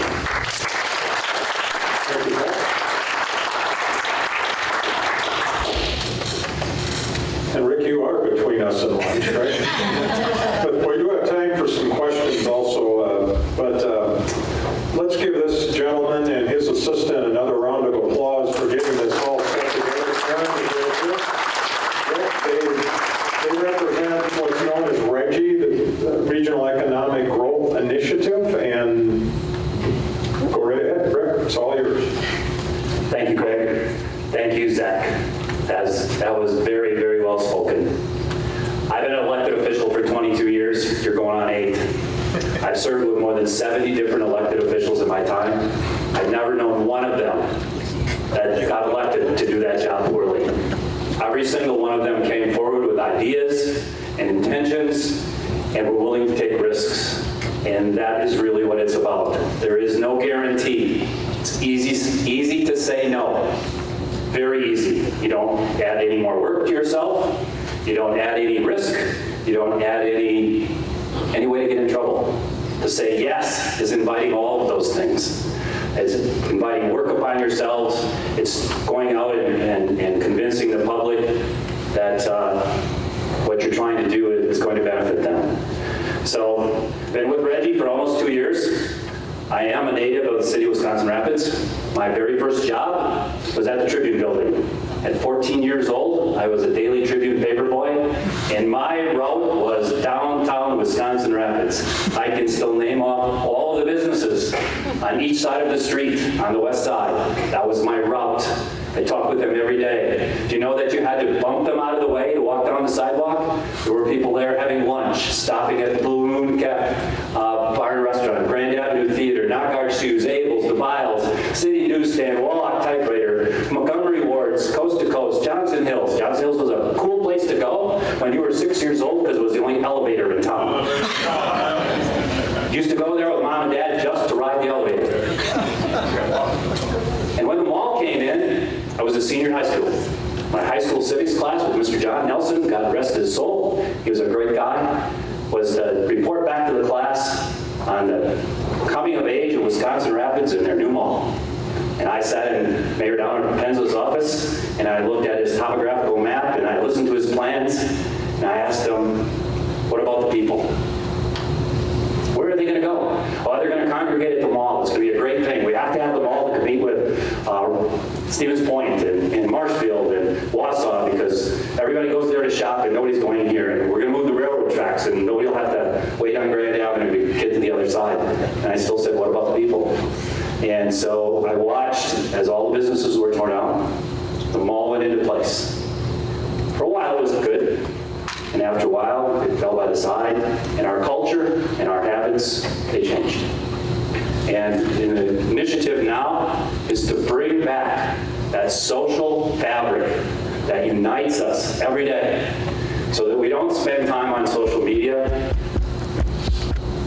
looking at all the negative comments about what's wrong with our community, what's wrong with our business, there's no place to live, there's nothing to do, blah, blah, blah, blah, blah, blah. Because we don't shake each other's hands every day. We don't look them in the eye and talk to them. We don't share our good stories in person. We share them anonymously. We criticize anonymously. And anyone who's willing to stand up and talk positive and create that positive narrative gets made fun of. So what is RGGI? RGGI is an economic development organization that provides assistance to business, investors, site selectors, in collaboration with municipalities and other regional partners. Those regional partners are not only collaborators, we are friends. We have dedicated our work to no boundaries for the community of good. Doesn't matter whether Gordon or Scott or Todd or Lance or Mayor or these guys bring the idea forward, it gets the same consideration, it gets the same work, and it is work. And so it also includes places like Saratoga, Nakusa, Port Edwards, Buren, Rudolph, Vesper, Pittsville, Big Flats. I was at Big Flats the other night for a meeting. Those communities will never have professional economic development representation. They sit alone. They need to have someone to connect them. They need to have someone that understands how municipalities work so that they can engage the programs. George Pitak is here from WIDA, Scott and Patrick, so they can engage them in the programs that will help their communities, not by themselves, but as a regional partner. That they are that connecting piece to Wisconsin Rapids. They are the connecting piece to Adams County and Wood County. It is a central place. It does include Stevens Point. It does include Marshfield. We are a rural region, each on our own with a very, very small voice. But together with our collaborators and our partners and the voices we have and the potential to speak well of our community, we can be a loud voice. And we saw that. When Sand Valley came in, Town of Rome had a reputation for helping businesses. When I was town chairman there, we helped with the lake course for Lake Arrowhead. Town of Rome underwrote the loan for Pritzel's store. We've had the preparation that Mike talked about in the past. We've had that track record. Sand Valley walked in the door. I says, the town board says, Rick, you're the golfer, you're the experienced guy there, you go talk to them. We did. It says, how can we help? How can we make it go faster? How can we as a community guarantee a successful partnership? And I found out that the way we'd done it before, we couldn't do it anymore. But I talked to our financial advisor, I said, what can we do? He says, about the only thing left is a TIF. I said, TIF doesn't do town any good. The TIF is for villages and cities. Well, you know anybody that can write special legislation? Yes, I do. That moment, on the phone, he responded immediately. He says, what kind of language do we need? Gave him the language, let's run with it. Months later, testifying at committees in support with Patrick and Scott, 99-0 to create the TIF that made the partnership move forward. Sand Valley's just getting started. You're going to see today, I wish we'd have went Tuesday. That's when Aaron Rodgers was there. Aaron Rodgers and Andy North were there Tuesday golfing. You're likely, when you go out there, to see any number of celebrities. And they are coming here.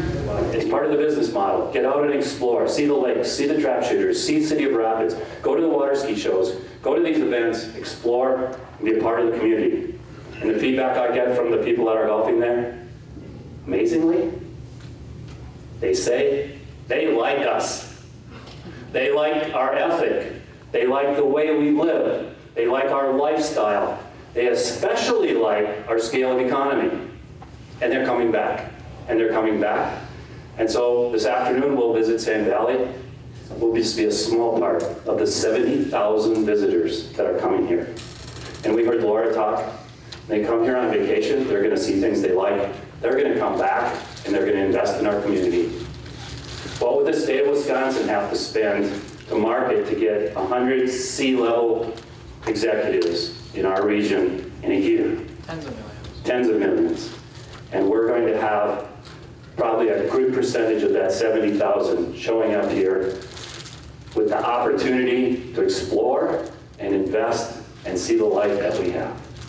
So as Reggie, we're very proud and happy that you came here today. The thing that I ask you is each of you go home, report back on your social media, report back to your fellow colleagues, report back to your friends and family, and say, you know what I heard today? I feel a lot better about living here. Go home and tell your kids, don't wait 20 years till you get tired of Chicago or Los Angeles or New York before you come back. Just don't leave. Stay here and enjoy what we've created and prosper. So thank you again. I have some housekeeping stuff to go, please. Really appreciate all of you here today. We're going to have lunch served to the table. We're going to have a little bit of break. I have a collaborator that I have to have speak. We have events like this, and you're all welcome to them, but the executive director of Synergy is hosting a talent summit coming up, and one of the important things about drawing people here is finding them jobs, and for the employers, finding them employees. So Gordon, tell us about your talent summit coming up. Not until you get a big round of applause, Rick. Thank you so much. I'm with Synergy. We're the Regional Economic Development Organization. There are 9 regions in the state. We're the Central Wisconsin part of the region. I think most of you already knew that. We have a number of jobs. I appreciate Rick talking about the collaboration that goes on. A quote I started using at the beginning of this year that you're going to hear until you say, Gordon, quit saying that. But the reason we come together, the reason Reggie exists and the reason Synergy exists is the old Aristotle quote, the whole is greater than the sum of its parts. And the people who are negative about your future down here, the people that call the mayor in the middle of the night and complain about what's happening or a decision they made, or the people that tell Reggie or Rick that they can't get it done, let me use a Catholic analogy. That is the desolation that you deal with on a day-to-day basis. But the consolation that will come out of that is your success. And your success will come out of working together in the Reggie region and in the Synergy region ultimately. One final thing, too, before I talk about the Talent Summit, is Reggie, like Synergy, runs on funding. And if you're a business or community leader here that has money to spend, please fund Reggie. They cannot go on without your money and without your support, and that means you can't succeed without supporting them. So please fund Reggie to the greatest extent possible on this, and I'm sure Rick can tell you how you can do that. We have a number of initiatives in central Wisconsin. The top 3 issues right now, though, are all talent attraction, and talent attraction. And one way we deal with this, how many of you went to the Talent Summit last year up in Stony Creek? A few of you. This year, we are meeting in Stevens Point at the Holiday Inn and Convention Center there on May 24th. I put several flyers on each table. We would like for all of you to register and show up, and why? Well, we're going to have 2 programs, 2 breakout sessions. One in the morning and one in the afternoon, and you stay in the same room, and our session leaders swap rooms between morning and afternoon. One of them is going to be how to strategically think, plan, and act. Strategic thinking, strategic planning, and strategic acting specific to building talent attraction for your company or organization. The presenter on that is Alonzo Kelly out of Milwaukee. Some of you may have heard of Alonzo. He's a 3-time bestseller. He is an executive coach, and he is a dynamic young speaker that's going to come up and spend a whole day with us. So I hope you come up and listen to him as well. Our second presenter, Ben Bauer, is with Simplicity Credit Union. He's a young millennial that has a ton of talent that he's going to come share with us on how to brand your company, your organization, specific to talent attraction and talent retention. When you leave both of these sessions, you're going to have materials to take back to your company or back to your organization and do a much greater job at retaining and attracting employees. So I encourage you to go just for that. The dessert is that Dr. Shelley and her crew from Mid-State Tech are going to be there too in an expo. We have an expo component which has many different products and services and initiatives to show you on how to work on retention and attraction efforts. Mid-State Tech, University of Wisconsin, Stevens Point, and North Central Tech are going to be there in one big part of the expo to tell you about products they have. They're going to give you products they have as far as apprenticeships and internships go, and other 60 Forward, is that the name of it? Other programs they have that you can actually leave there. You can leave the breakout sessions, you can leave the expo with products you can take back to your office and actually implement. Not just ideas, but actual products to how to connect with apprentices and interns. I hope you join us on the 24th. It's $99 a person. We do have some sponsorship opportunities. If you have extra money sitting around after you fund Reggie, give me a call. We'll talk about those sponsorship opportunities. Thank you all very much. Thank you to Reggie for Sure, again, thank you very much. Enjoy the afternoon.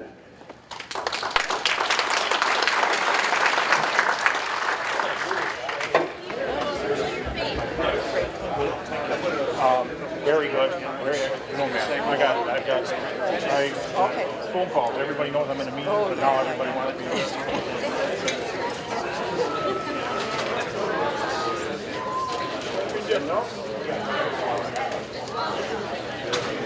We'll see. I'm going to be at